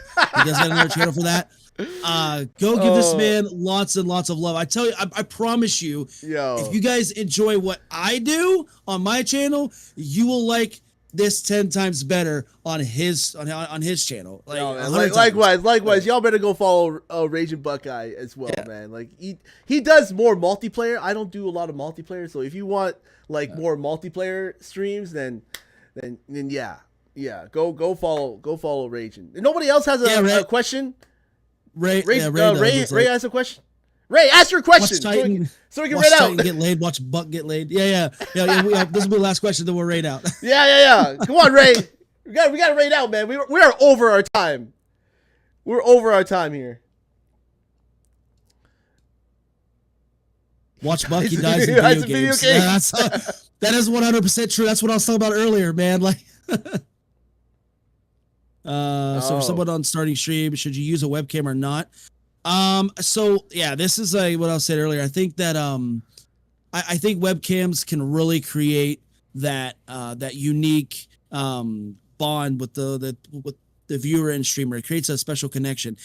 I'm not saying that not streaming with a webcam does, but I feel like at least me as a viewer, you're putting a face to the voice you're hearing. Or if it's a VTuber, it kind of works the same way. You're putting a character or a person with that voice, and it creates more of a connection. So, do you need to have it? No, but it does create more of a personal connection with the viewers, I think. Yeah, I feel the same way. I could never watch someone who's just having a voice, and I would go an extra mile and be like, I wouldn't watch someone who's like using a VTube avatar. I'd rather watch somebody who is speaking literally as them. I don't care if they're wearing like some makeup or, even if they're covering their face. Like, if you're afraid to cover your face, why be on the internet? I don't know. It's just strange to me that, like, I guess there's like an audience for it, but I'm not that audience. I'm sorry. Like, like, there's a lot of people, like, it's for certain people. It's just not for me. Okay. So I prefer watching. I want to watch someone with like, deep blue eyes, like Raging, I want to see them. Well, I want to see them deep blue eyes. I want to see them deep blue eyes and be lost in them and drown in them. Okay. Yeah. I want to be lost in them. Seeing people's reactions is also a big thing. Yeah. You get somebody like Blasian who's like just jaw dropping to the floor, or, you got to see his facial reaction when he does the "Welcome to the Blasian Titan Nation, baby." Woo! There's nothing like it. Anyways, I appreciate it. Anyway. No, Meowson, that's the last question. That's the last question. You want to answer that real quick? One bad side of being a streamer or streaming. At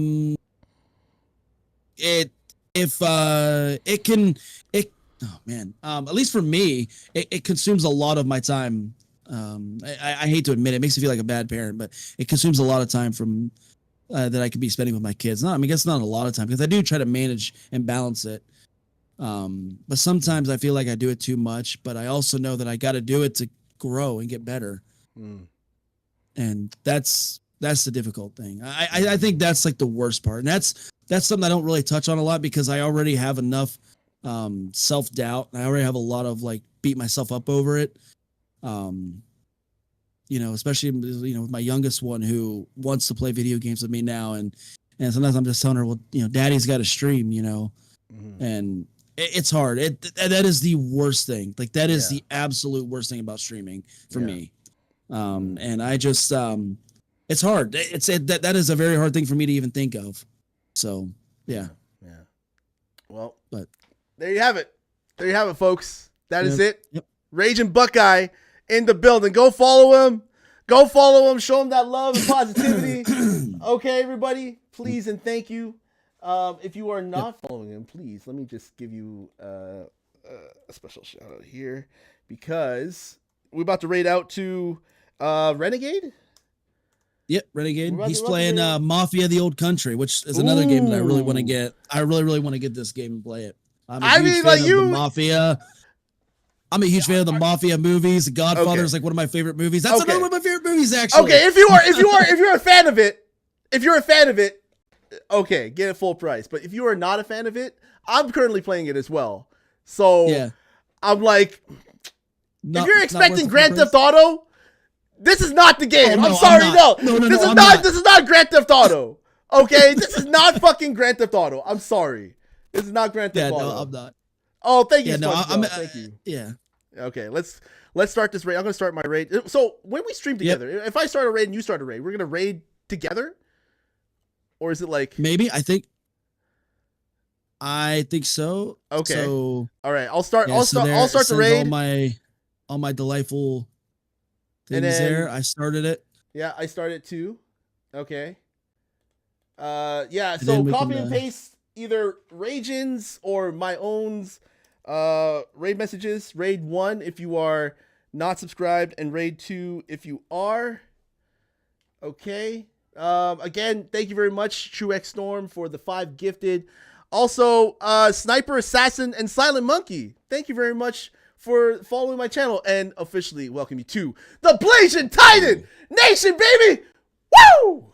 Thank you. Woo! Thank you very much. I appreciate it. See, that's why you need a cam. That's why you need a camera. That's why you need a camera. 100%. Thank you guys so much. Thank you. Right. Thank you. Let's go and raid out into Renegade. Okay. In 5, 4, 3, 2, 1. Take care, everybody. Bye. Bye. Bye. All right. Are you rated out? Yep. All right. Perfect. I am rated out. Perfect. Thank you, man. Thank you. Honestly. Yeah, man. That was a lot of fun. That was